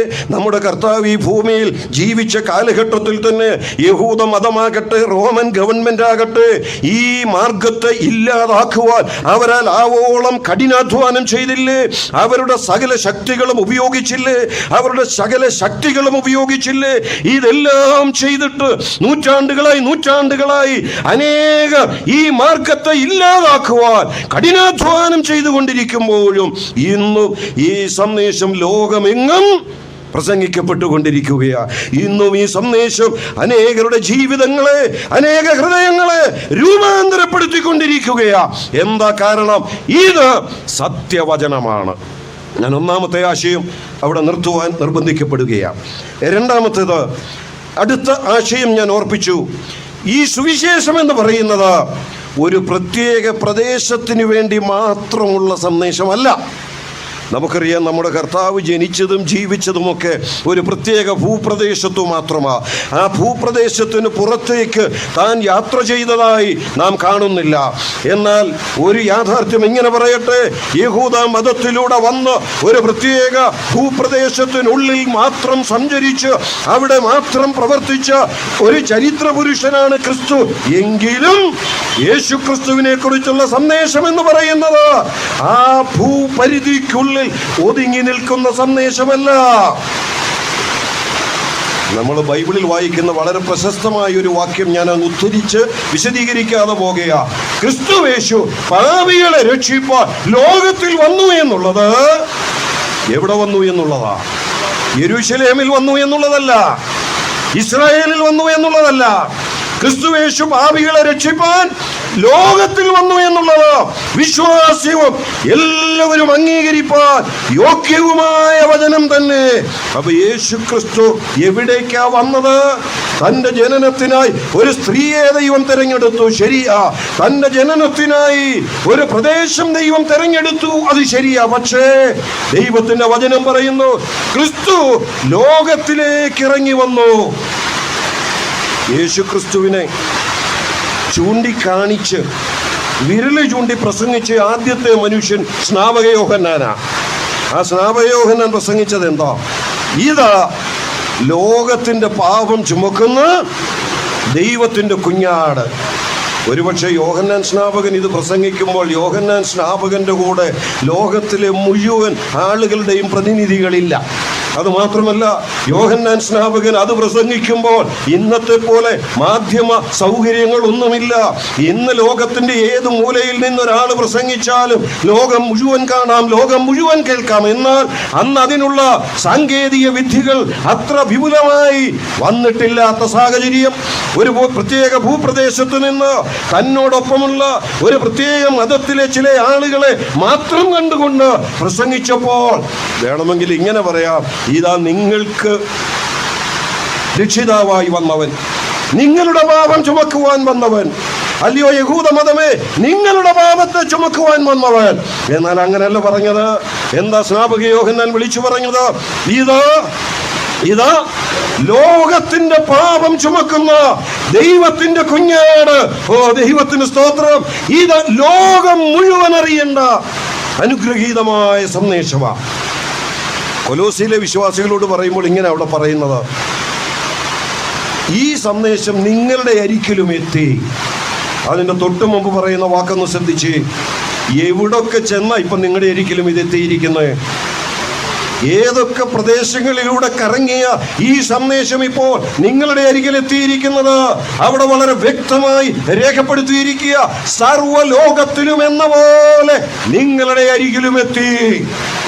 ഇന്ന് രാത്രി ഞാൻ പറയട്ടെ പ്രിയപ്പെട്ടവര്, ഈ പ്രത്യേക സ്ഥലത്ത്, ഈ പ്രത്യേക ഭവനത്തിന്റെ മുൻപിൽ നിന്നുകൊണ്ട് ഈ സുവിശേഷം ഒരിക്കലൂടെ ആവർത്തിച്ചിവിടെ അറിയിക്കുമ്പോൾ ഇതേ ആശയം ഞാൻ ഒന്നുകൂടെ വിളിച്ചു പറയുക, സർവ്വലോകത്തിലും എന്ന പോലെ എന്ന് പറഞ്ഞാൽ അതിൻ്റെ ആശയം ഇത്രയേ ഉള്ളൂ. ഒരു വ്യക്തി രക്ഷപ്പെടണമെങ്കിൽ ലോകം മുഴുവൻ ഒരൊറ്റ വഴിയേ ഉള്ളൂ എന്ന് പറഞ്ഞാൽ ചുരുക്കി പറയണമല്ലോ. രക്ഷിക്കപ്പെടാനായിട്ട് കേരളീയർക്കൊരു മാർഗം, കേരളത്തിന് പുറത്തുള്ളവർക്ക് മറ്റൊരു മാർഗം, ഇന്ത്യക്ക് പുറത്തുള്ളവർക്ക് വേറൊരു മാർഗം ഉണ്ടോ? ഇല്ല. ലോകമെങ്ങുമുള്ള, പറയട്ടെ, കേരളത്തിലുള്ള സകലരും രക്ഷിക്കപ്പെടുവാൻ, വടക്കേ ഇന്ത്യയുടെ വടക്ക് കിഴക്കൻ സംസ്ഥാനങ്ങളിലുള്ള സകലരും രക്ഷിക്കപ്പെടുവാൻ, ഭാരതത്തിന് പുറത്തുള്ള എന്തിനേറെ ആഫ്രിക്കൻ വനാന്തരങ്ങളിൽ പാർക്കുന്ന ഏതൊരു വ്യക്തിയും രക്ഷിക്കപ്പെടുവോ, ഇന്ന് രാത്രി ഇവിടെ പ്രസംഗിക്കുന്ന ഈ സുവിശേഷം അല്ലാതെ വേറൊരു സുവിശേഷമില്ല. അതുകൊണ്ട് ഈ സുവിശേഷത്തെ നമുക്ക് എങ്ങനെ വിശേഷിപ്പിക്കാം? ഇത് സർവ ലൗകികമായ സന്ദേശമാണ്. അല്ലെങ്കിൽ വേറൊരു പദം ഞാനിങ്ങനെ പറയാം, അന്തർദേശീയമായ ഒരു സന്ദേശമാണ് യേശുക്രിസ്തുവിനെ കുറിച്ചുള്ള സുവിശേഷത്തിന്റെ സന്ദേശം. ഇതുപോലെ ലോകം എങ്ങും രക്ഷിക്കപ്പെടുവാൻ ഒരൊറ്റ നിയമമേ ഉള്ളൂ എന്ന് പറയുമ്പോൾ ഇതുപോലൊരു നിയമം ലോകത്തിൽ വേറെയുണ്ടോ? ഞാനൊരു ചെറിയ ഉദാഹരണം പറയാം. മറ്റ് ശബ്ദമൊക്കെ പുറത്തുണ്ട്, എങ്കിലും ഇവിടെ ശ്രദ്ധിക്കുക. ഒരു ചെറിയ ദൃഷ്ടാന്തം ഇങ്ങനെ പറയാം, ലളിതമായി. ഇവിടെ ഇരിക്കുന്ന നമ്മിൽ നല്ലൊരു പങ്കാളുകളും വാഹനം ഓടിക്കുന്നവരാണ്. വാഹനം ഓടിക്കാനായിട്ട് നമുക്കൊക്കെ ലൈസൻസ് ഉണ്ട്. ആ ലൈസൻസ് കയ്യിലുണ്ടെങ്കിൽ ലൈസൻസ് കയ്യിലുണ്ടെങ്കിൽ ഓടിക്കാം. എന്നാൽ ഒരു കാര്യം നമുക്ക് ശ്രദ്ധിച്ചാൽ അറിയാം, ഇന്ത്യക്കാരായ നാം ലഭിച്ച ലൈസൻസിന്റെ അടിസ്ഥാനത്തിൽ വാഹനം ഓടിക്കുമ്പോൾ വാഹനത്തിന്റെ ഏതു വശത്തിരുന്നാണ് ഓടിക്കുന്നത്? വലതുവശത്ത്. ഏത് സൈഡിലൂടെയാണ് ഓടിക്കേണ്ടത്? ഇടതുവശത്തൂടെ. ഇന്ത്യക്ക് പുറത്തുള്ള ഗൾഫ് രാജ്യങ്ങളാകട്ടെ മറ്റു ചില രാജ്യങ്ങളാകട്ടെ ഡ്രൈവിങ്ങിന്റെ നിയമം വേറെയാ, അല്ലേ? വാഹനം ഓടിക്കുമ്പോൾ ഡ്രൈവർ സീറ്റ് നേരെ എതിർവശത്താ, വാഹനം ഓടിക്കേണ്ടത് നേരെ എതിർവശത്തു കൂടാ. അവൻ ഡ്രൈവിംഗ് എന്ന് പറയുന്ന ആ ഒരൊറ്റ വിഷയത്തിൽ തന്നെ നമ്മുടെ കയ്യിൽ നിയമമുണ്ടെങ്കിലും അതിനുള്ള എല്ലാ അധികാരങ്ങളും ഉണ്ടെങ്കിലും രാജ്യം മാറുന്നതനുസരിച്ച് വ്യത്യാസം വരും. ചുരുക്കി പറഞ്ഞാൽ ഇങ്ങനെയാ, ഭൂപ്രദേശങ്ങൾക്കനുസരിച്ച് അതിർവരമ്പുകൾക്കനുസരിച്ച് മാറ്റം വരുന്ന നിയമങ്ങളാണ് നമ്മുടെ ചുറ്റുപാടുമുള്ളത്. മാറിക്കൊണ്ടിരിക്കുന്ന നിയമങ്ങളാണ് ലോകത്തിൽ എവിടെയുമുള്ളത്. ഇന്ത്യക്കാരായ നാം പാലിക്കേണ്ട നിയമങ്ങളല്ല, ഇന്ത്യക്ക് പുറത്തുള്ളവര് പാലിക്കേണ്ട നിയമങ്ങൾ. ഓരോ കാര്യത്തിനും നിയമങ്ങളിൽ വ്യത്യാസമുണ്ട്. എന്നാൽ രക്ഷിക്കപ്പെടാനായിട്ട് ഇന്ത്യക്കാർക്കൊരു നിയമവും വിദേശികൾക്ക് മറ്റൊരു നിയമവും ഇല്ല കേട്ടോ. അതുകൊണ്ടാണ് ഈ സുവിശേഷത്തെ കുറിച്ച് പറയുന്നത്. ഇത് സാർവലൗകികമായ സന്ദേശമാണ്. അതെ പ്രിയപ്പെട്ടവര്, ലോകത്തിന്റെ ഏതു മൂലയിൽ പാർക്കുന്ന വ്യക്തിക്കും അല്ല, ഇവിടെ തന്നെയുള്ള ലോകത്തിലേതെന്നല്ല, ഈ സന്ദേശം ഇവിടെ കേൾക്കുന്ന പ്രിയപ്പെട്ടവരെ, ഏതു മതത്തിൽപ്പെട്ടവരുടെയും ഏത് ജാതിയിൽപ്പെട്ടവരുടെയും ഏതു സമുദായത്തിൽപ്പെട്ടവരുടെയും ഏത് വിശ്വാസത്തിൽ മുമ്പോട്ട് പോകുന്നവരുടെയും ആരുമായിക്കൊള്ളട്ടെ, നമ്മുടെ എല്ലാവരുടെയും രക്ഷയ്ക്കായി ദൈവം വെച്ചിട്ടുള്ള നിയമം ഒന്നേ ഉള്ളൂ. ഇത് ഭൂപ്രദേശത്തിന്റെ അതിർവരമ്പുകൾക്കനുസരിച്ച് മാറ്റി മാറ്റി പറയുന്നതല്ല. ഇനി അതും പോട്ടെ, ചില നിയമങ്ങളൊക്കെ കാലങ്ങൾ കൊണ്ട് മാറ്റി മാറ്റി കൊണ്ടുവരും അല്ലേ. ഇപ്പം നമ്മൾ പാലിക്കുന്ന പല നിയമങ്ങളും ഒരു 15 വർഷം മുമ്പത്തെ നിയമങ്ങളാണോ? നമ്മുടെ ദൈനംദിന ജീവിതത്തോടുള്ള ബന്ധത്തിൽ ഞാൻ ഓരോന്നും എടുത്തൊന്നും പറഞ്ഞ് സമയം നഷ്ടപ്പെടുത്താതെ ആശയം മാത്രം പറയുക. കാലങ്ങൾക്ക് അല്ലെ ഒരു ദശാബ്ദത്തിന് മുൻപുള്ള പല നിയമങ്ങൾക്കും ഇപ്പോൾ മാറ്റം വന്നു. തന്നെയല്ല ഇപ്പം നമുക്കറിയാം, ഇവിടെ തന്നെ നാം ഓരോ വിഷയങ്ങൾക്കും നിയമങ്ങൾ മാറി മാറി മാറി വന്നുകൊണ്ടിരിക്കുക. പക്ഷേ രക്ഷിക്കപ്പെടാൻ സുവിശേഷം വിശ്വസിക്കണമെന്നുള്ള ആ പ്രമാണം 20 നൂറ്റാണ്ടുകൾ കഴിഞ്ഞിട്ടും ഇതുവരെ ആരും മാറ്റി പറഞ്ഞിട്ടില്ല കേട്ടോ. ഇതുവരെ ഒരു തിരുത്തലും ആവശ്യമായി വന്നിട്ടില്ല. കർത്താവ് ഈ ഭൂമിയിൽ കടന്നു വന്ന സമയത്ത് ഇങ്ങനെ ലോകത്തോട് വിളിച്ചു പറഞ്ഞു, കാലം തികഞ്ഞു, ദൈവരാജ്യം സമീപിച്ചിരിക്കുന്നു, മാനസാന്തരപ്പെട്ട്, അടുത്ത വാചകം, മാനസാന്തരപ്പെട്ട് സുവിശേഷം വിശ്വസിപ്പേ. അന്ന് നമ്മുടെ കർത്താവ് വിളിച്ചു പറഞ്ഞു, മാനസാന്തരപ്പെട്ട് സുവിശേഷം വിശ്വസിക്കണമെന്ന്. അല്പകാലങ്ങൾ കഴിഞ്ഞപ്പോൾ അപ്പോസ്തലന്മാര് ലോകത്തോട് വിളിച്ചു പറഞ്ഞു, രക്ഷിക്കപ്പെടണമെങ്കിൽ സുവിശേഷം വിശ്വസിക്കണമെന്ന്. അല്പം കൂടെ കഴിഞ്ഞു. അപ്പോസ്തല പ്രവൃത്തികളുടെ പുസ്തകം 11-ാം അധ്യായത്തിലേക്ക് വരുമ്പോൾ അവിടെ വെച്ചാണല്ലോ ക്രിസ്തു ശിഷ്യന്മാർക്ക് ഒരു പ്രത്യേക പേര് കിട്ടിയത്. ആ പേര് ക്രിസ്ത്യാനികൾ എന്നുള്ള പേരാ. ആ പേര് കിട്ടിയപ്പോൾ ആ അന്ത്യോക്യ പ്രദേശത്തിന്റെ ഒരു പ്രത്യേകത അപ്പോസ്തല പ്രവൃത്തികൾ 11-ാം അധ്യായത്തിൽ വായിക്കുന്നത്, സുവിശേഷം യഹൂദന്മാരുടെ ഇടയിൽ നിന്നും ജാതികളുടെ ഇടയിലേക്കും കടന്നു ചെന്നു. അവിടെ ജാതികൾ എന്നൊക്കെ പറയുമ്പോൾ വിശദീകരിക്കാൻ നിവൃത്തിയില്ല. യഹൂദനല്ലാത്ത എല്ലാവരെയും ജാതികൾ എന്നാണ് വേദപുസ്തകത്തിൽ വിശേഷിപ്പിച്ചിട്ടുള്ളത്. യഹൂദൻ ദൈവത്തിൻ്റെ സ്വന്തം ജനം എന്നറിയപ്പെടുന്ന, ദൈവത്തിൻ്റെ ചില പ്രത്യേക പദവികളോടുകൂടി ലോകത്തിൽ ആക്കി വയ്ക്കപ്പെട്ട ഒരു കൂട്ടമാണ്. ഇന്നും അതങ്ങനെ തന്നെയാണ്. അതുകൊണ്ടാണല്ലോ ഇന്ന് ലോക ചരിത്രം മുഴുവൻ നീങ്ങിക്കൊണ്ടിരിക്കുന്നത് യഹൂദനെ ചുറ്റിപ്പറ്റിയ. ഇവിടെ ജാതികളുടെ സുവിശേഷം കേട്ട് യേശുക്രിസ്തുവിലേക്ക് വന്നു. ആ സുവിശേഷമൊക്കെ കേട്ട് അവിടെ ഒരു സഭയുണ്ടായി കഴിഞ്ഞപ്പോൾ യേശുക്രിസ്തുവിൽ വിശ്വസിച്ച, സുവിശേഷം കേട്ട ആ ആളുകളെ കുറിച്ച് ലോകത്തിലുള്ള മറ്റാളുകൾ പറഞ്ഞ ഒരു സാക്ഷ്യമാണ്, ഇവരാരാ? ഇവർ ക്രിസ്ത്യാനികളാ എന്ന് പറഞ്ഞാൽ അന്ത്യോക്യയിലും ക്രിസ്ത്യാനികൾ എന്ന പേര് ലഭിച്ചത് സുവിശേഷം വിശ്വസിച്ചവർക്കാ. ഞാനത് ഒന്നോട് എടുത്തു പറയട്ടെ, സുവിശേഷം ഹൃദയത്തിൽ വിശ്വസിച്ച് അംഗീകരിച്ചവരാണ് ക്രിസ്ത്യാനികൾ എന്ന പേരിന് അർഹരായി തീർന്നത്. അത് ലോകമെങ്ങും ഒരുപോലെ പ്രസംഗിക്കപ്പെട്ടുകൊണ്ടിരിക്കുന്ന, ലോകത്തിലുള്ള സകല മനുഷ്യരും അറിയേണ്ട അനുഗ്രഹീതമായൊരു സന്ദേശം. ഇത് സാർവലൗകികമായ സന്ദേശമാണ് സുവിശേഷം എന്ന് പറയുന്നത്. ആളുകൾ ഏത് പശ്ചാത്തലത്തിൽപ്പെട്ടവരാണെങ്കിലും, ഏത് മതത്തിൽപ്പെട്ടവരാണെങ്കിലും, ഏത് സംസ്കാരത്തിൽപ്പെട്ടവരാണെങ്കിലും, ഏത് ഭാഷ സംസാരിക്കുന്നവരാണെങ്കിലും അവരോട് പറയുന്നത് ഏത് തന്നെയാ, നിങ്ങളും രക്ഷപ്പെടണമെങ്കിൽ ഇതല്ലാതൊരു മാർഗമില്ല. അതുകൊണ്ട് ഇന്ന് രാത്രി ഇവിടെ കടന്നു വന്നിരിക്കുന്ന ഈ വാക്ക് കേൾക്കുന്ന ഞങ്ങളുടെ മാന്യ സഹോദരങ്ങളോട് ഞാൻ വളരെ വിനയത്തോടെ പറയട്ടെ, എൻ്റെയും നിങ്ങളുടെയും ആത്മാവിൻ്റെ രക്ഷയ്ക്കായി, എൻ്റെയും നിങ്ങളുടെയും പാപത്തിൻ്റെ പരിഹാരത്തിനായി, എന്നെയും നിങ്ങളെയും സ്വർഗത്തിലേക്ക് പ്രവേശിപ്പിക്കുന്നതിനായി ദൈവത്താൽ ഒരുക്കപ്പെട്ട ഒരൊറ്റ മാർഗമേ ഉള്ളൂ. അത് സാർവലൗകികമായ സന്ദേശമാണ്. അത് സുവിശേഷം വിശ്വസിക്കുക എന്നുള്ള ഏക സന്ദേശം മാത്രമാണ്. മൂന്നാമത്തേത്, ആദ്യം തന്നെ ആശയം ഞാൻ സൂചിപ്പിച്ചു, ഇത് ദൈവകൃപയുടെ സന്ദേശമാണ്. സുവിശേഷം എന്ന് പറയുന്നത് ദൈവകൃപയുടെ സന്ദേശമാണ്. പ്രിയപ്പെട്ടവരെ, ഞാൻ പറയട്ടെ, വേറെ ഏത് പ്രസംഗം കേൾക്കുന്നവർക്കാ ദൈവകൃപയുടെ സ്പർശനം അനുഭവിക്കാൻ കഴിയുന്നത്? വേറെ ഏത് പ്രസംഗം കേൾക്കുന്നവർക്ക് ദൈവകൃപയുടെ ഒരു മാധുര്യം ഹൃദയത്തിൽ, ജീവിതത്തിൽ അനുഭവിക്കാൻ കഴിയുന്നത്, ഒരാശ്വാസം ഉൾക്കൊള്ളുവാൻ കഴിയുന്നത് അത് ദൈവവചനമല്ലാതെ, സുവിശേഷമല്ലാതെ മറ്റൊരു സന്ദേശത്തിനും കഴിയാത്ത ഒരു സവിശേഷതയാണ്. ഈ സുവിശേഷം എന്ന് പറയുന്നത് യേശുക്രിസ്തുവിനെ കുറിച്ചുള്ള സന്ദേശമാണ് എന്ന് ഞാൻ പറയുകയുണ്ടായി. ആ യേശുക്രിസ്തുവിനെ കുറിച്ച് ബൈബിള് പറയുന്നത് മറ്റൊരാശയം കൂടെ ഞാൻ ഇങ്ങനെ പറയട്ടെ. തീത്തോസിന്റെ ലേഖനം 2-ാം അധ്യായത്തിന്റെ 12-ാമത്തെ വാക്യം, അവിടെ ഇങ്ങനെ നമ്മൾ വായിക്കുന്നു. താഴോട്ട് വായിക്കുമ്പോൾ ആ ആശയം വ്യക്തമാക്കുന്നുണ്ട്. സകല മനുഷ്യർക്കും രക്ഷാകരമായ ദൈവകൃപ ഉദിച്ചുവല്ലോ. 2000 ആണ്ടുകൾക്ക് മുമ്പ് യേശുക്രിസ്തു ലോകത്തിലേക്ക് വരികയും യേശുക്രിസ്തു ഉദയം ചെയ്യുകയും ചെയ്തെങ്കിൽ അത് സകല മനുഷ്യർക്കുമായി വെളിപ്പെട്ട ദൈവകൃപയെന്നാണ് വചനം രേഖപ്പെടുത്തിയിരിക്കുന്നത്.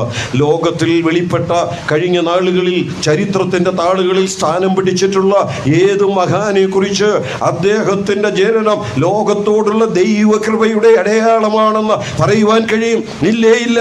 ലോകത്തിലെ സകല മനുഷ്യരെ ഉദ്ധരിക്കുവാൻ, സകലരുടെയും പാപത്തെ പരിഹരിക്കുവാൻ ലോകത്തിലേക്ക് ഇറങ്ങി വന്ന ചരിത്ര പുരുഷനായ യേശുവിനെ കുറിച്ച് മാത്രം ദൈവത്തിന്റെ വചനത്തിൽ രേഖപ്പെടുത്തി വച്ചിരിക്കുന്നു.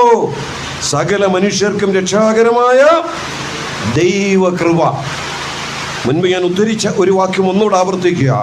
ആ യേശുക്രിസ്തുവിനെ കുറിച്ച് ഇങ്ങനെയാണ് പറഞ്ഞത്: വചനം ജഡമായി തീർന്നു, കൃപയും സത്യവും നിറഞ്ഞവനായി, കൃപ നിറഞ്ഞവനായി യേശുക്രിസ്തു. യേശുക്രിസ്തുവിൻ്റെ മരണത്തെക്കുറിച്ച് എബ്രായ ലേഖനം 2-ാം അധ്യായത്തിൻ്റെ 9-ാമത്തെ വാക്യത്തിൽ എന്താ പറയുന്നത്? എങ്കിലും ദൈവകൃപയാൽ എല്ലാവർക്കും വേണ്ടി മരണം ആസ്വദിപ്പാൻ ദൂതന്മാരിലും അല്പം ഒരു താഴ്ച വന്നവനായ യേശു മരണം അനുഭവിച്ചതുകൊണ്ട്. യേശുക്രിസ്തുവിൻ്റെ മരണത്തെക്കുറിച്ച് അവിടെ എഴുതിയിരിക്കുന്നത് ദൈവകൃപയാൽ ഏറ്റുവാങ്ങിയ മരണം. ആരുടെ മരണത്തെക്കുറിച്ചാണ് നമുക്കിങ്ങനെ പറയാൻ പറ്റുന്നത്? ആര് മരിച്ച വാർത്തയെക്കുറിച്ചാ? ആ മരിച്ചത് ദൈവകൃപ വെളിപ്പെട്ടതാ എന്ന് പറയാൻ കഴിയുന്നത് ലോകത്തിലെ ഏത് ചരിത്ര പുരുഷന്റെ മരണത്തെക്കുറിച്ചാ? ഇല്ല പ്രിയപ്പെട്ടവരെ, യേശുക്രിസ്തുവിന്റെ മരണത്തെക്കുറിച്ച് മാത്രം തിരുവെഴുത്ത് പറയുകയാണ്. ദൈവകൃപയാൽ എല്ലാവർക്കും വേണ്ടി ഏറ്റുവാങ്ങിയ മരണമാണ് യേശുക്രിസ്തുവിന്റെ മരണം. ഈ ദൈവകൃപയെക്കുറിച്ച് പഴയ നിയമത്തിലെ ഒരു ദൃഷ്ടാന്തം ഞാനൊന്ന് സൂചിപ്പിക്കാം. സൊദോം ഗൊമോറ എന്നീ പട്ടണങ്ങളെ അവരുടെ ദുഷ്ടത നിമിത്തം ദൈവം ന്യായം വിധിക്കാൻ തീരുമാനിച്ചു. ആ ന്യായവിധി നടപ്പിലാക്കുന്നതിന് തൊട്ടു മുൻപ് ആ പട്ടണത്തിലുള്ള ലോത്ത് എന്ന മനുഷ്യനെയും കുടുംബത്തെയും രക്ഷിക്കുവാനും ദൈവം പദ്ധതിയിട്ടു. ദൈവം തന്റെ ദൂതന്മാരെ അയച്ച് ലോത്തിനോട് ഈ വാർത്ത അറിയിച്ചു: ഞാൻ ഈ പട്ടണത്തെ നശിപ്പിക്കാൻ പോകുകയാ, തീയും ഗന്ധകവും വർഷിപ്പിക്കുവാൻ പോകുകയാ, നീ പുറത്തു പോയി രക്ഷപ്പെട്ടോണം. ലോത്ത് ആ വാർത്ത കേട്ടു. ആ വാർത്ത കേട്ടു എങ്കിലും അവിടെ നിന്ന് പുറത്തു പോകാതെ അതേ പട്ടണത്തിൽ ചില നാളുകൾ കൂടെ തുടരുകയാ. ദൈവം അടുത്ത് ചെയ്തത് എന്താണെന്നറിയാമോ? ദൂതന്മാരെ വിട്ട് അവനെ ബന്ധപ്പെടുത്തി എന്ന് പറഞ്ഞാൽ നിർബന്ധിച്ചു. ലോത്തയെ, നീ പോയില്ലെങ്കിൽ നശിക്കും, നീ പുറത്തു പോയില്ലെങ്കിൽ ന്യായവിധിയുണ്ട്. എന്നിട്ടും പോയില്ല. പക്ഷെ ദൈവം പിന്നെ എന്താ ചെയ്തതെന്ന് നമ്മൾ അവിടെ വായിക്കുന്നുണ്ട്. ദൈവത്തിൻ്റെ ദൂതന്മാരവിടെ ചെന്ന് ലോത്തിനെയും കൂടെയുള്ളവരെയും കൈക്ക് പിടിച്ച് പട്ടണത്തിന് പുറത്തു കൊണ്ടാക്കി. പോണമെന്ന് പറഞ്ഞിട്ട് പോയില്ല, നിർബന്ധിച്ചിട്ടും പോയില്ല. അവസാനം ദൈവം ചെയ്തത് എന്താണെന്നറിയാമോ? അവരെ കൈക്ക് പിടിച്ച് പട്ടണത്തിന് പുറത്തു കൊണ്ടാക്കി. പുറത്തു വന്നു കഴിഞ്ഞ് ലോത്ത് ഒന്ന് പുറകോട്ട് നോക്കിയപ്പോൾ കണ്ട കാഴ്ച, തൻ്റെ അയൽക്കാരെല്ലാം ചത്തൊടുങ്ങി. അവിടെ വലിയ ന്യായവിധി നടന്നു. ദേശം മുഴുവൻ അഗ്നിക്കിരയായി. ഇത് കണ്ട ലോത്ത് അടുത്ത് മുകളിലോട്ടൊന്ന് നോക്കി, ഉയരത്തിലേക്കൊന്ന് നോക്കിയിട്ട് വിളിച്ചു പറഞ്ഞ വാക്കുകൾ ഉൽപ്പത്തി പുസ്തകത്തിൽ രേഖപ്പെടുത്തിയിട്ടുണ്ട്. ദൈവമേ, നിനക്ക് എന്നോട് കൃപ തോന്നിയല്ലോ. ലോത്ത് പറഞ്ഞ വാക്ക, നിനക്ക് എന്നോട് കൃപ തോന്നിയല്ലോ. എന്നിട്ട് അടുത്ത് പറഞ്ഞ എന്താണെന്നറിയാമോ? എൻ്റെ ജീവനെ മരണത്തിൽ നിന്ന് വിടുവിപ്പാൻ നിനക്കെന്നോട് കൃപ തോന്നിയല്ലോ. അവൻ ദൈവകൃപ വ്യാപരിച്ചത് മരണത്തിൽ നിന്ന് വിടുതൽ കൊടുത്തു എന്നുള്ളതാ. ഇന്ന് രാത്രിയിലെ സുവിശേഷത്തിൻ്റെയും പ്രത്യേകത അതുതന്നെയാ പ്രിയപ്പെട്ടവരെ. ഇത് ദൈവകൃപയുടെ സന്ദേശമാണെന്ന് പറയാ. കാരണം എന്തെന്നറിയാമോ? ഈ സന്ദേശം മനുഷ്യരെ മരണത്തിൽ നിന്ന് വിടുവിക്കുന്നു എന്നുള്ളതാണ്. ലോത്ത് വിളിച്ചു പറഞ്ഞ വാക്ക് ഞാൻ ഒന്നുകൂടെ ആവർത്തിക്കുക. ഉയരത്തിലേക്ക് നോക്കി, ദൈവമേ നിനക്കെന്നോട് കൃപ തോന്നിയല്ലോ, എൻ്റെ ജീവനെ മരണത്തിൽ നിന്ന് രക്ഷിപ്പാൻ നിനക്കെന്നോട് കൃപ തോന്നിയല്ലോ. പ്രിയപ്പെട്ടവരെ, ഈ ദൈവകൃപ ഇന്നും വ്യാപരിക്കുക. ഈ സുവിശേഷത്തിലൂടെ ദൈവകൃപ ഇന്നും ഇവിടെ വ്യാപരിക്കുക. ഈ ദൈവകൃപ മരണത്തിൽ നിന്ന് വിടുവിക്കുന്നു എന്നുള്ളതാണ്. അപ്പൊ ചോദിക്കും, ഏതാണ് ഈ മരണം? ആ മരണത്തെക്കുറിച്ച് വേഗത്തിൽ ഇങ്ങനെ പറയട്ടെ. പാപത്തിന്റെ ശമ്പളം മരണമെന്ന് ദൈവത്തിന്റെ വചനം പറയുക. പാപത്തിന്റെ ശിക്ഷയായ മരണം നമുക്കറിയാം. ലോകത്തിൽ ജനിച്ച സകല മനുഷ്യരും മതമേതുമാകട്ടെ, ജാതി ഏതുമാകട്ടെ, വർഗം വർണ്ണം എല്ലാം ഏതുമായിക്കൊള്ളട്ടെ, എല്ലാ മനുഷ്യരെയും കുറിച്ച് തിരുവെഴുത്ത് പറയുന്നു, ഒരു വ്യത്യാസവുമില്ല. എല്ലാവരും പാപം ചെയ്ത് ദൈവ തേജസ്സില്ലാത്തവരായി തീർന്നു. പാപിയായ മനുഷ്യൻ, അതിനൊരു ശിക്ഷയുണ്ട്. പാപം ചെയ്യുന്നത് മരിക്കും. പാപത്തിന്റെ ശമ്പളം അത് മരണമാണ്. ആ മരണം എന്ന് പറയുന്നത് വേദപുസ്തകത്തിന്റെ തന്നെ ഭാഷയിൽ പറയുക, എടുത്തു വായിക്കാതെ. ജീവപുസ്തകത്തിൽ പേരെഴുതി കാണാത്ത ഏവനെയും തീപ്പൊയ്കയിൽ തള്ളിയിടും. ഈ തീപ്പൊയ്ക രണ്ടാമത്തെ മരണം. അത് നിത്യമായൊരു മരണം, ന്യായവിധിയിൽ തള്ളിയിടപ്പെടുന്ന, നിത്യനരകത്തിലേക്ക് തള്ളിയിടപ്പെടുന്ന, എന്നേക്കും ദൈവത്തിൽ നിന്ന് വേർപെട്ടു പോകുന്ന ഒരനുഭവത്തെ തിരുവെഴുത്ത് പറയുക മരണമെന്ന്. ആ മരണത്തിൽ നിന്നൊരു വിടുതലുണ്ടോ? വേദപുസ്തകം നിങ്ങൾ വായിച്ചാൽ, ആദിയോടന്തം വായിച്ചാൽ, വേദപുസ്തകം തുടങ്ങുന്നത് എങ്ങനെയാണെന്നറിയാമോ? ഒരു മരണം ഉണ്ടാകുമെന്ന് പറഞ്ഞ, അല്ലേ? ഉൽപ്പത്തി പുസ്തകം 2-ാം അധ്യായത്തിന്റെ 18-ാമത്തെ വാക്യത്തിൽ ഒരു മരണം ഉണ്ടാകുമെന്ന് പറഞ്ഞ. എന്നാൽ വെളിപ്പാട് പുസ്തകത്തിന്റെ ഒടുവിലത്തെ അധ്യായത്തിലേക്ക് വരുമ്പോൾ വേദപുസ്തകം അവസാനിപ്പിക്കുന്നത് എങ്ങനെയാണെന്നറിയാമോ? ഇനി മരണം ഉണ്ടാകയില്ല. ഓ ദൈവത്തിന് സ്തോത്രം. മരണമുണ്ടാകുമെന്ന് പറഞ്ഞ അതേ ദൈവത്തിന്റെ വചനം പാപത്തിന്റെ ഫലമായി മനുഷ്യൻ മരണത്തിന് അടിമപ്പെട്ടപ്പോൾ ആ മനുഷ്യന്റെ മരണത്തെ നീക്കുവാൻ, ആ മനുഷ്യന്റെ പാപത്തെ പരിഹരിക്കുവാൻ ദൈവകൃപ വെളിപ്പെട്ടതാണ് യേശു ക്രിസ്തുവിന്റെ ക്രൂശിലെ മരണം. അങ്ങനെ മരണം നീക്കി തിരുവെഴുത്ത് ഇങ്ങനെ പറഞ്ഞ് അവസാനിപ്പിച്ചു, ഇനി മുറവിളിയില്ല, ഇനിയും കണ്ണുനീരില്ല, ഇനിയും മരണമുണ്ടാകയില്ല. അതെ, മനുഷ്യൻ ദൈവത്തിൽ നിന്ന് അകന്നു പോയെങ്കിലേ ആ അനുഭവത്തെ മരണം എന്ന പദം കൊണ്ട് അർത്ഥമാക്കുന്നത്. ഇന്ന് രാത്രി ജീവനുള്ള ദൈവവുമായി ബന്ധം ഇല്ലാതെ, ജീവനുള്ള ദൈവത്തിൽ നിന്ന് അകന്ന്, ഒരുപക്ഷെ മതമുണ്ടായിരിക്കാം, സഭയുണ്ടായിരിക്കാം, സമുദായമുണ്ടായിരിക്കാം, കർമ്മങ്ങളുണ്ടായിരിക്കാം, ആചാരങ്ങളുണ്ടായിരിക്കാം, ആശ്രയിക്കാൻ പലതും ഉണ്ടായിരിക്കാം. ജീവനുള്ള ദൈവവുമായി വ്യക്തിപരമായ ഒരു ബന്ധം പുലർത്തി നിലനിൽക്കുവാൻ കഴിയാതെ ദൈവത്തോട് അകന്നിരിക്കുന്ന ആരെങ്കിലും കേൾക്കുന്നുണ്ടെങ്കിൽ ഈ വചനത്തിന്റെ അടിസ്ഥാനത്തിൽ പറയട്ടെ, നിങ്ങൾ മരിച്ചവരാ. ഈ വാക്ക് കേൾക്കുന്നുണ്ട് കാതുകളിലൂടെ, ഇവിടെ ഇത് കാണുന്നുണ്ട്, പ്രതികരിക്കുന്നുണ്ട്, പക്ഷേ ആത്മീയമായി മരിച്ചവരാ. ഇങ്ങനെ തന്നെയാ വേദപുസ്തകം പറയുന്നത്, അതിക്രമങ്ങളിലും പാപങ്ങളിലും മരിച്ചവ. എന്നാൽ ആ മരണത്തിൽ നിന്ന് വിടുവിക്കുവാൻ മനുഷ്യനെ കുറിച്ച് എബ്രായ ലേഖനത്തിൽ പറയുന്ന ഒരു വാക്യം ഞാൻ ഇങ്ങനെ വേഗത്തിൽ പറയുക, ജീവപര്യന്തം മരണഭീതിയുടെ അടിമ. ജീവപര്യന്തം മരണഭീതിയുടെ അടിമ. അത് പ്രിയപ്പെട്ടവര്, ഇത് ദൈവകൃപയുടെ സന്ദേശമാണ്. ഇത് എന്നെയും നിങ്ങളെയും മരണത്തെങ്കിലെ ജീവങ്കിലേക്ക് കടത്തുന്ന സന്ദേശമാണ്. ഇത് എന്നെയും നിങ്ങളെയും പാപത്തിന്റെ ശിക്ഷയിൽ നിന്ന് വിടുവിക്കുന്ന അനുഗ്രഹീതമായ സന്ദേശമാണ്.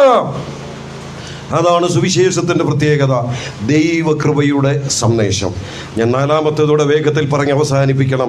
4-ാമത്തേത്, ആ വായിച്ച വേദഭാഗം പറയുക, ഈ സുവിശേഷം നിങ്ങളുടെ അരികിലും എത്തി ഫലം കായ്ച്ചും വർദ്ധിച്ചും വരുന്നു എന്ന് പറഞ്ഞാൽ, ഇത് എവിടൊക്കെ ചെന്നിട്ടുണ്ടോ അവിടെ മാറ്റമുണ്ടായിട്ടുണ്ട്. ഇതൊക്കെ ഇത് ഏതൊക്കെ ദേശത്ത് ചെന്നിട്ടുണ്ടോ അവിടെയൊക്കെ വെളിച്ചം വന്നിട്ടുണ്ട്. ഇത് ഏതൊക്കെ ഭൂപ്രദേശങ്ങൾ ചെന്നിട്ടുണ്ടോ അവിടെയൊക്കെ രൂപാന്തരം ഉണ്ടായിട്ടുണ്ടോ.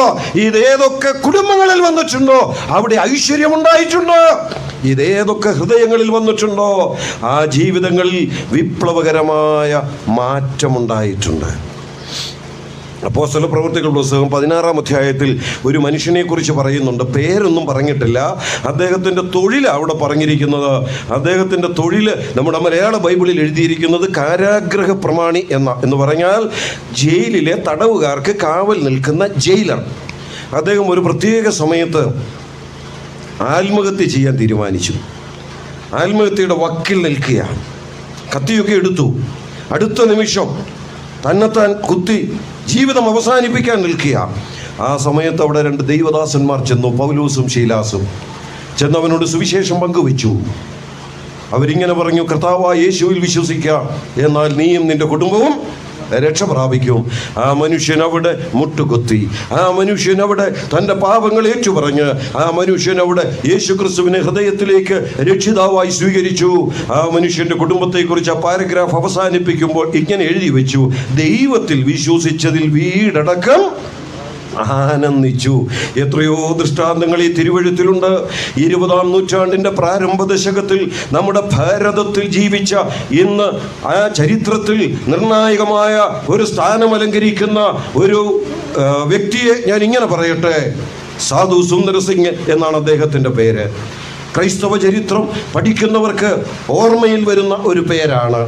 താൻ ഒരു സ്കൂൾ വിദ്യാർത്ഥിയായിരുന്ന സമയത്ത് താൻ പഠിച്ച സ്കൂളിലെ അധ്യാപിക ബൈബിളിൻ്റെ പുതിയ നിയമത്തിൻ്റെ ഒരു കോപ്പി കയ്യിലേക്ക് കൊടുത്തപ്പോൾ ആ പുതിയ നിയമത്തിൻ്റെ കോപ്പിയുമായി സ്കൂളിൻ്റെ മൈതാനത്തിൻ്റെ ഒരു മൂലയിലേക്ക് ചെന്ന് തീ വെച്ച് കത്തിച്ച് ബൈബിൾ നശിപ്പിച്ച ആ പയ്യൻ കാലങ്ങൾ കഴിഞ്ഞപ്പോൾ സുവിശേഷം കേട്ട് ജീവിതത്തിന് മാറ്റം വന്നപ്പോൾ ഈ വേദപുസ്തകത്തിൻ്റെ മുഴുപ്രതി കയ്യിൽ ഉയർത്തിപ്പിടിച്ചുകൊണ്ട് ലോകം എങ്ങും വന്നു. നമ്മുടെ കേരളത്തിലും വന്നു. 20-ാം നൂറ്റാണ്ടിൻ്റെ പ്രാരംഭ ദശകത്തിൽ നമ്മുടെ കേരളത്തിലെ പ്രശസ്തമായ മർത്തോമ സഭയുടെ മാരാമൺ കൺവെൻഷനിൽ ഈ വേദപുസ്തകം കയ്യിൽ ഉയർത്തിപ്പിടിച്ചുകൊണ്ട് പ്രസംഗിച്ചു, യേശു അല്ലാതെ രക്ഷയ്ക്ക് വേറെ മാർഗമില്ല, ഈ വചനമല്ലാതെ വേറൊരു സത്യമാർഗമില്ല. അനേക ജീവിതങ്ങളെ രൂപാന്തരപ്പെടുത്തുന്ന അനുഗ്രഹീതമായ സന്ദേശം, അതാണ് സുവിശേഷം. ഇന്ന് രാത്രി സുവിശേഷത്തിന് ജീവിതത്തെ അടിയറവയ്ക്കുവാൻ നിങ്ങൾ തയ്യാറായാൽ, ഇന്ന് രാത്രി സുവിശേഷത്തെ ഹൃദയത്തിന്റെ ഉൾത്തടങ്ങളിലേക്ക് സ്വീകരിക്കുവാൻ ആര് തയ്യാറാകുന്നു, അവരുടെ ജീവിതത്തിനും ഐശ്വര്യം നൽകുന്ന, അവരുടെ ജീവിതത്തിനും രൂപാന്തരം നൽകുന്ന അനുഗ്രഹീതമായ ഒരു സന്ദേശം. ഇത് കേട്ടാൽ പ്രയോജനമുണ്ട്, ഇത് അംഗീകരിച്ചാൽ ജീവിതത്തിന് മാറ്റമുണ്ട്. ഞാൻ ഇങ്ങനെ പറയട്ടെ, ഇത് ഒരിക്കലും വ്യർത്ഥമായ ഒരു സന്ദേശമല്ല, വെറുതെ അലറി വിളിക്കുന്ന ഒരു സന്ദേശമല്ല. ഇത് എവിടൊക്കെ ചെന്നിട്ടുണ്ടോ അവിടെ പ്രവർത്തിച്ചിട്ടുണ്ട്. ഇത് എവിടൊക്കെ ചെന്നിട്ടുണ്ടോ അവിടെ രൂപാന്തരങ്ങൾ സംഭവിച്ചിട്ടുണ്ട്. ഞാൻ എൻ്റെ വാക്കുകൾ ഇവിടെ അവസാനിപ്പിക്കട്ടെ. സുവിശേഷത്തിൻ്റെ 4 പ്രത്യേകതകൾ ഇന്ന് രാത്രി വളരെ പരിമിതമായ വാക്കുകളിലൂടെ ഓർമ്മിപ്പിച്ചു. 1, ഇത് സത്യവചനമാണ്. 2, ഇത് സാർവലൗകികമായ സന്ദേശമാണ്. 3, ഇത് ദൈവകൃപയുടെ സന്ദേശമാണ്. 4, ഇത് ജീവിതങ്ങളെ രൂപാന്തരപ്പെടുത്തുന്ന സന്ദേശമാണ്. ഈ സുവിശേഷത്താൽ ജീവിതത്തിന് മാറ്റം വന്ന നിരവധി ദൈവമക്കൾ ഇവിടെയുണ്ട്. ദൈവത്തിന് സ്തോത്രം. എന്നാൽ വ്യക്തിപരമായി ഈ സുവിശേഷത്തിന് മുൻപിൽ ജീവിതത്തെ സമർപ്പിച്ചിട്ടില്ലാത്ത, ഈ സുവിശേഷത്തെ കാതലായ ക്രിസ്തുവിനെ കാൽവരിയിൽ നിനക്ക് വേണ്ടി നമുക്ക് വേണ്ടി മരിച്ച ആ ക്രിസ്തുവിനെ മരണം കൊണ്ട് തീരാതെ ഉയർത്തെഴുന്നേറ്റവനായി എന്നും ജീവിക്കുന്ന ആ ദൈവപുത്രനെ ഹൃദയത്തിലേക്ക് കർത്താവായി സ്വീകരിക്കുക. ജീവിതത്തിൽ ഐശ്വര്യമുണ്ട്, രൂപാന്തരമുണ്ട്. ദൈവം നിങ്ങളെ സഹായിക്കട്ടെ. ഇന്ന് രാത്രി ഈ പ്രതികൂല കാലാവസ്ഥയുടെ നടുവിലും കേൾപ്പിക്കപ്പെട്ട ദൈവത്തിൻ്റെ വചനത്തിൻ്റെ ആലോചനകൾ നമുക്കേവർക്കും അനുഗ്രഹത്തിന് കാരണമാക്കി ദൈവം തുടർന്നും തീർക്കട്ടെ എന്ന് ആശംസിച്ചും ആഗ്രഹിച്ചും പ്രാർത്ഥിച്ചും ഈ വാക്കുകൾ ഞാൻ വിരാമം കുറിക്കുന്നു. ദൈവ തിരുനാമം വാഴ്ത്തപ്പെടുമാറാകട്ടെ. വളരെ ശക്തമായ ഒരു സന്ദേശം നമുക്ക് കേൾക്കുവാനായിട്ട് ഇടയായി തീർന്നു. എന്താണ് സുവിശേഷം?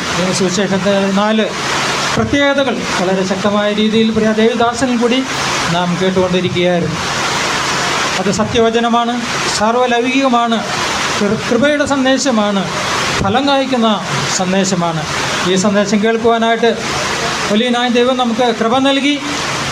മഴയുണ്ട്, നമ്മുടെ കേരളത്തിലിത് മഴയുടെ സീസണാണ്. അതുകൊണ്ട് അത് നമുക്ക് വേണ്ടെന്ന് പറയാനായിട്ട് കഴിയില്ലെങ്കിലും വളരെ ചൂടില്ലാതെ കർത്താവിൻ്റെ വചനമൊക്കെ ഇരുന്ന് ശാന്തമായിട്ട് കേൾക്കുവാൻ ദൈവടയാക്കി തീർത്തു എന്നുള്ളതിനായിട്ടും ദൈവത്തെ സ്തുതിക്കുന്നു. നമ്മൾ കേട്ട വചനം നമ്മുടെ രക്ഷയ്ക്ക് അത് കാരണമായിട്ട് തീരേണ്ടതാണ്. ഒരു മനുഷ്യൻ ഈ ലോകത്തിൽ ജനിക്കുന്നത് പാപിയായിട്ടാണ്.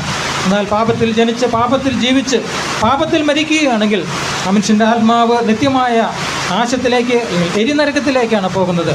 എന്നാൽ ഈ നിലയിലുള്ള സുവിശേഷ സന്ദേശം കേട്ട് പാപത്തെ മോചനം പ്രാപിച്ചാൽ, കർത്താവായ യേശു ക്രിസ്തുവിൽ വിശ്വസിച്ച്, ആ സുവിശേഷത്തിൽ വിശ്വസിച്ച് കർത്താവിനെ നിങ്ങളുടെ കർത്താവിൻ്റെ രക്ഷകനുമായി അംഗീകരിച്ച് പാപമോചനം പ്രാപിച്ചാൽ നിങ്ങളുടെ ആത്മാവ് മരണാനന്തരം നിത്യജീവൻ പ്രാപിച്ച് നിത്യതയിലേക്ക് പോകുവാനായിട്ട് ഇടയായിത്തീരും. അതുകൊണ്ട് ആ നിലയിൽ ഇന്ന് കേട്ട ആരെങ്കിലും ഈ സുവിശേഷത്തിൽ വിശ്വസിച്ച് പാപമോചനം പ്രാപിച്ചിട്ടില്ലെങ്കിൽ നിങ്ങളുടെ നിത്യരക്ഷയ്ക്ക് ഇത് ഈ കേട്ട സന്ദേശം ഇടയായി തീരട്ടെ എന്ന് പ്രാർത്ഥിക്കുന്നു. ഈ നിലയിൽ ദൈവം ഈ മീറ്റിങ്ങിനെ ഇത്രത്തോളം അനുഗ്രഹമായി തീർക്കുവാൻ സ്വർഗത്തിലെ ദൈവം ഇടയാക്കി തീർത്തുകൊണ്ട് ദൈവത്തോട് ഞങ്ങൾ വളരെയേറെ നന്ദിയുള്ളവരാണ്. പ്രത്യേക ഈ YMF പ്രവർത്തനങ്ങളെ വളരെ സ്നേഹിക്കുന്ന, അതിനുവേണ്ടി പ്രവർത്തിക്കുന്ന എല്ലാവരോടും ഞങ്ങൾ നന്ദിയുള്ളവരാണ്. പ്രത്യേക ഈ ഭവനം ഈ പ്രവർത്തനത്തെ മാനിക്കുകയും സ്നേഹിക്കുകയും ചെയ്തുകൊണ്ട് ഇങ്ങനെ ഒരു അവസരം ഒരുക്കി തന്ന ഈ ഷമീൽ തമ്പിസോനോടും കുടുംബത്തോടുള്ള വളരെ നന്ദി YMF പേരിൽ ഞങ്ങൾ അറിയിക്കുന്നു. ഈ ഇവിടെ സന്ദേശം അറിയിക്കാനായിട്ട് ദേവദാസനോട് അറിയിച്ചപ്പോൾ ആ നിലയിൽ അത് സ്വീകരിച്ച് കടന്നു വന്ന് വളരെ ശക്തമായിട്ട് ദൈവജനം നമ്മോട് സംസാരിച്ച പ്രിയ ദേവദാസനോടുള്ള നന്ദി അറിയിക്കുന്നു. 3.5 പതിറ്റാണ്ടോളം കർത്താവിൻ്റെ വേലയിലായിരിക്കുന്നു. തുടർന്നും പ്രിയ ദേവദാസൻ ചെയ്യുന്ന വേലയിൽ വർദ്ധിച്ചു വരുവാനായിട്ട് പ്രിയ ദേവദാസനെയും കുടുംബത്തെയും തുടർന്നും നമുക്ക് പ്രാർത്ഥനയിൽ വഹിച്ചുകൊണ്ടിരിക്കാം. വിവിധ സഭകളിൽ നിന്നും ഒപ്പന്മാരായിട്ട് സുവിശേഷകന്മാരായി വിശ്വാസികളായിട്ട് അനേകർ കടന്നു വന്നിട്ടുണ്ട്. പ്രിയപ്പെട്ടവരെല്ലാം ഞങ്ങൾ നന്ദിയോടെ ഓർക്കുകയും അവരുടെ തൃശ്ശൂരിൻ്റെ പേരുള്ള നന്ദിയെ ഈ സമയത്ത് അറിയിക്കുന്നു. മറ്റ് വിവിധ ശുശ്രൂഷകൾ ചെയ്തവർ, പാട്ടുകൾ പാടിയ മക്കൾക്കായിട്ടും അതുപോലെ അതിന് നേതൃത്വം നൽകിയ സഹോദരൻ രമേശ്, ഈ ഉപകരണങ്ങളൊക്കെ ഉപയോഗിച്ച എല്ലാ പ്രിയപ്പെട്ടവരുള്ള നന്ദിയെ ഈ സമയത്ത് അറിയിക്കുന്നു. കടന്നു വന്ന എല്ലാവർക്കും ഒരിക്കൽ കൂടി ഞങ്ങൾ നന്ദി അറിയിക്കുന്നു. ഇപ്പോൾ ഭവനത്തെ പ്രതിനിധീകരിച്ച് ഷമീൽ തമ്പിസോരം കടന്നു വന്ന് നന്ദിയുടെ ചില വാക്കുകൾ അറിയിക്കും. അതിനുശേഷം ഡോക്ടർ റോളൻ ഗോൾസോരം കടന്നു വന്ന് പ്രാർത്ഥിക്കും. സ്തുതിപ്പെന്നുള്ള പാട്ടിൻ്റെ ചില വരികൾ പാടിയ ശേഷം ആശീർവാദം പറഞ്ഞ് നമുക്ക് ഈ മീറ്റിംഗ് അവസാനിപ്പിക്കാം. ദൈവം ധാരാളമായിട്ട് നമ്മെ അനുഗ്രഹിക്കുമാറാകും. ദൈവനാമത്തിന് മഹത്വം ഉണ്ടാകട്ടെ. വളരെ നാളുകളത്തെ ആഗ്രഹമായിരുന്നു ഇങ്ങനെ ഒരു മീറ്റിംഗ് ഇവിടെ ക്രമീകരിക്കണമെന്നുള്ളത്. ചില നാളുകളായി തന്നെ മനസ്സിലുണ്ടായിരുന്ന ഒരാഗ്രഹം ഈ നിലയിൽ സഫലീകരിച്ചു ഓർത്ത് ഞാൻ ദൈവത്തെ സ്തുതിക്കുന്നു. ഞങ്ങൾ ഈ ഭവനം വെച്ചതിന് ശേഷം ഞങ്ങൾ വിദേശത്തേക്ക് പോകുന്നതിന് മുമ്പേ ചില വർഷങ്ങൾ ഞങ്ങൾക്ക് ഈ പ്രദേശത്ത് ഞങ്ങളുടെ പറമ്പിൽ സുവിശേഷ യോഗങ്ങൾ നടത്തുവാനുള്ള സൗകര്യം ഉണ്ടായിരുന്നു. ആദ്യത്തെ 1-2 വർഷങ്ങൾ ഞങ്ങൾ അങ്ങനെ ചെയ്തിട്ടുമുണ്ടായിരുന്നു. ഇപ്പോൾ ഞങ്ങളുടെ സ്നേഹിതൻ KC രാജു മേടിച്ച് താമസിക്കുന്ന ഭവനത്തിൽ അതിൻ്റെ പരിസരത്തായിരുന്നു അന്നത്തെ യോഗങ്ങൾ നടന്നിരുന്നത്. ആ ഓർമ്മകൾ എൻ്റെ മനസ്സിൽ ഇങ്ങനെ ധാരാളമായിട്ട് ഉണ്ടായിരുന്നു. അത്തരത്തിലുള്ളൊരു യോഗം ക്രമീകരിക്കാനായിട്ട് നമുക്ക് സ്ഥല സൗകര്യങ്ങളും കുറവാണ്. അതുകൊണ്ട് അങ്ങനെ നീണ്ടു പോയി. അപ്പോഴാണ് YMF ഇങ്ങനെ ഒരു ആഗ്രഹം പറഞ്ഞത്. തുടർന്ന് ഇങ്ങനെ ക്രമീകരിച്ചത്. ഇത്രയും പ്രതികൂലമായ കാലാവസ്ഥയിലും നിങ്ങൾ ഇത്രയും പേർ കടന്നു വന്നത് എനിക്കും സന്തോഷമാണ്. ഞങ്ങൾ കുടുംബമായി സന്തോഷമുള്ളവരായിരിക്കുന്നു. കർത്താവിൻ്റെ ദാസൻ സജീവ് എഴുസും കടന്നു വരുവാനും വചനം ശുശ്രൂഷിക്കുന്നതിനും അവസരം ലഭിച്ചു. അതും അനുഗ്രഹമായി തീർന്നു ഓർത്ത് ഞാൻ സ്തുതിക്കുന്നു. ദൈവം തൻ്റെ വചനം തക്ക സമയങ്ങളിൽ ഈ പ്രദേശത്തോട് അറിയിക്കുന്നു. ദേശത്തോട് സുവിശേഷം അറിയിക്കുക എന്നുള്ളത് എപ്പോഴും നമ്മുടെ ഒരു ആഗ്രഹമാണ്. അത് ഏതെങ്കിലും തരത്തിൽ തീർക്കണം എന്നുള്ളത് ഞങ്ങൾ ആഗ്രഹിച്ചുകൊണ്ടിരുന്നു. ഇത്രയും ദൈവം കരുതിയത് ഓർത്ത് സ്തുതിക്കുന്നു. കടന്നു വന്ന എല്ലാവരോടുമുള്ള നന്ദി ഞാനും അറിയിക്കുന്നു. YMFൻ്റെ നന്ദി അറിയിച്ചു കഴിഞ്ഞു. തുടർന്നുള്ള നാളുകളിലും നമുക്ക് YMFൻ്റെ പ്രവർത്തനങ്ങളെ ഓർത്ത് പ്രാർത്ഥിക്കാം. വരും ദിവസങ്ങളിൽ ഇതുപോലെയുള്ള അനേകം നല്ല കുടുംബയോഗങ്ങൾ, മുറ്റത്തെ കൺവെൻഷനുകൾ നടത്തി അതത് സ്ഥലങ്ങളിലുള്ള ദൈവജനം അനുഗ്രഹിക്കപ്പെടുന്നതിനും ചുറ്റുപാടുമുള്ളവരെ വചനം കേൾപ്പിക്കുന്നതിനും അവസരമുണ്ടാകണം എന്ന് ഞാൻ പ്രത്യേകം ഓർപ്പിക്കുന്നു. ദൈവം നമ്മെ സഹായിക്കട്ടെ. കാലാവസ്ഥ നമുക്ക് അനുകൂലമല്ല, തുടർന്ന് എത്രയും വേഗം നമ്മൾ അവസാനിപ്പിക്കും. പ്രാർത്ഥിച്ച് അവസാനിച്ചതിന് ശേഷം എല്ലാവരും അവരവരുടെ സീറ്റുകളിൽ ഇരുന്നാൽ ഒരു ചെറിയ സ്നാക്സ് നിങ്ങൾക്കെല്ലാം ഞങ്ങൾ ഒരുക്കിയിട്ടുണ്ട്. നിങ്ങൾ അത് വാങ്ങിക്കൊണ്ട് പോകണം. അത് ഞങ്ങൾക്കും സന്തോഷമാണ്, അത് ഞങ്ങളുടെ തൃപ്തിയുമാണ്. ദൈവം നമ്മെ സഹായിക്കും. നമുക്ക് പ്രാർത്ഥിക്കാം. സ്വർഗീയ പിതാവാം ദൈവമേ, ഞങ്ങളങ്ങേ സ്തുതിക്കുന്നു, സ്തോത്രം ചെയ്യുന്നു. ഈ രാത്രി സമയത്ത് ഞങ്ങൾക്ക് കർത്താവേ ഈ പ്രിയ ഭവനത്തിൻ്റെ അങ്കണത്തിൽ ഇരുന്നു കൊണ്ട് സുവിശേഷ സത്യങ്ങൾ ഒരു പ്രാവശ്യം കൂടി കേൾക്കുവാൻ തക്കവണ്ണം അവിടെ ഞങ്ങളോട് കാണിച്ച വലിയ കൃപയ്ക്കായിട്ട് പ്രസാദത്തിനായിട്ട് ഞങ്ങളെനിക്ക് നന്ദി പറയുന്നു കർത്താവേ. ഞങ്ങൾ ഓർത്തുപോലെ ഞങ്ങൾ കേട്ടുകൊണ്ടിരുന്ന പോലെ കർത്താവെ സത്യം ജഡം ധരിച്ച് കർത്താവ് ഈ ഭൂമിയിലേക്ക് അവതരിച്ച ദൈവപുത്രനായ യേശു ക്രിസ്തുവിനായിട്ട് സ്തോത്രം.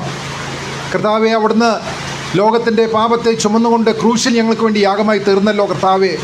മുഴു ലോകത്തിൻ്റെയും രക്ഷയ്ക്കായിട്ട് അവിടെ ഞങ്ങൾക്ക് വേണ്ടി ഒരുക്കിയ വലിയ ആ രക്ഷയ്ക്കായിട്ട് കർത്താവെ, ആ കൃപയുടെ സുവിശേഷത്തിനായിട്ട് ഞങ്ങളെനിക്ക് നന്ദി പറയുന്നു കർത്താവെ. ഇത് ലോകത്തിലൊക്കെയും പ്രസംഗിച്ചു കൊണ്ടിരിക്കുന്നു. അനേകര് കർത്താവെ വിശ്വസിച്ച് ദൈവമക്കളായി തീരുന്നു. കൃപയാൽ ഞങ്ങൾക്കും കർത്താവെ വിശ്വസിപ്പാൻ ദൈവമക്കളായി തീരുവാൻ അവിടെ ഞങ്ങളോട് കാണിച്ച വലിയ കരുണയ്ക്കായിട്ട് സ്തോത്രം. ഇന്ന് രാത്രി കർത്താവെ ഈ സന്ദേശം കേട്ട ആരെങ്കിലും ഇതുവരെയും ഈ സത്യസുവിശേഷം വിശ്വസിക്കാത്തവരായിട്ട് അവരുടെ ഹൃദയത്തിൽ സ്വീകരിക്കാത്തവരായിട്ടുണ്ടെങ്കിൽ കർത്താവെ, ആ സുവിശേഷത്തിൻ്റെ മുൻപാകെ തീരുമാനമെടുത്തുകൊണ്ട് ഹൃദയത്തിൽ വിശ്വസിച്ച് ദൈവമക്കളായി തീരുവാൻ അങ്ങനെയുള്ളവരെയും അവിടെ ഇടയാക്കണം എന്ന് ഞങ്ങളോട് പ്രാർത്ഥിക്കുന്നു. അവിടെ ദാസന് കർത്താവ് ദൈവവചനം നൽകിയതിനായിട്ട് സ്തോത്രം. ശുശ്രൂഷിപ്പാൻ അവിടുന്ന് ബലപ്പെടുത്തിയതിനായിട്ട് സ്തോത്രം. തുടർന്നും സഹായിക്കണമേ, അവിടുന്ന് വേണ്ട എല്ലാ കൃപകളും നൽകി അനുഗ്രഹിക്കണമേ എന്ന് പ്രാർത്ഥിക്കുന്നു. തൃശ്ശൂർ യൂണിറ്റ് YMF-നായിട്ട് സ്തോത്രം. ഇങ്ങനെ ഒരു അനുഗ്രഹിക്കപ്പെട്ട കൂടിയൊരുവ് ഇവിടെ ക്രമീകരിപ്പാൻ അവിടുന്ന് കർത്താവെ അവർക്ക് കൊടുത്ത കൃപകൾക്കായിട്ട് സ്തോത്രം. YMF-ൻ്റെ പ്രവർത്തനങ്ങളെ അവിടുന്ന് അനുഗ്രഹിക്കുകയും സഹായിക്കുകയും ചെയ്യണമെന്ന് ഞങ്ങളോട് പ്രാർത്ഥിക്കുന്നു. ഈ പ്രിയ ഭവനത്തിനായിട്ടും സ്തോത്രം. കർത്താവ് ഇങ്ങനെ ഞങ്ങൾ കേട്ടതുപോലെ കർത്താവെ അവിടെ ദാസന് കർത്താവ് ഇങ്ങനെ ഒരു യോഗം ക്രമീകരിപ്പാൻ തക്കോണം അവിടുന്ന് കൊടുത്ത താല്പര്യത്തിനായിട്ട് സ്തോത്രം. ഇത്രത്തോളം അവിടുന്ന് എല്ലാം അനുഗ്രഹമാക്കി തീർത്തല്ലോ, ഞങ്ങൾ എനിക്ക് നന്ദി പറയുന്നു കർത്താവെ. ഇവിടെ കടന്നു വന്ന എല്ലാ ദൈവമക്കൾക്കായിട്ടും സ്തോത്രം. ഈ വചനം കേട്ട എല്ലാ പ്രിയപ്പെട്ടവർക്കായിട്ടും സ്തോത്രം. അനുഗ്രഹിക്കപ്പെട്ടവരായി ഞങ്ങൾ സമാധാനത്തോടെ കർത്താവ് ഞങ്ങൾ കേട്ടതുപോലെ ഫലം കായ്ക്കുന്നവരായി കർത്താവിൻ്റെ സാക്ഷികളായി വരും ദിവസങ്ങളും ജീവിപ്പാൻ, പ്രത്യാശയോടെ ജീവിപ്പാൻ ഞങ്ങളെല്ലാവരെയും സഹായിക്കണമേ. ആ ഒരു സമർപ്പണത്തോടെ ഞങ്ങൾ ഇവിടുന്ന് മടങ്ങിപ്പോകുന്ന എല്ലാ മഹത്വത്തോട് മാതപിടിത്തിൽ അർപ്പിക്കുന്നു. യേശുവർ തൻ്റെ വിലയേറിയ നാമത്തിൽ താഴ്മ അപേക്ഷിക്കുന്നു. കൃപയുണ്ടായി കേൾക്കുമാറാകണമേ.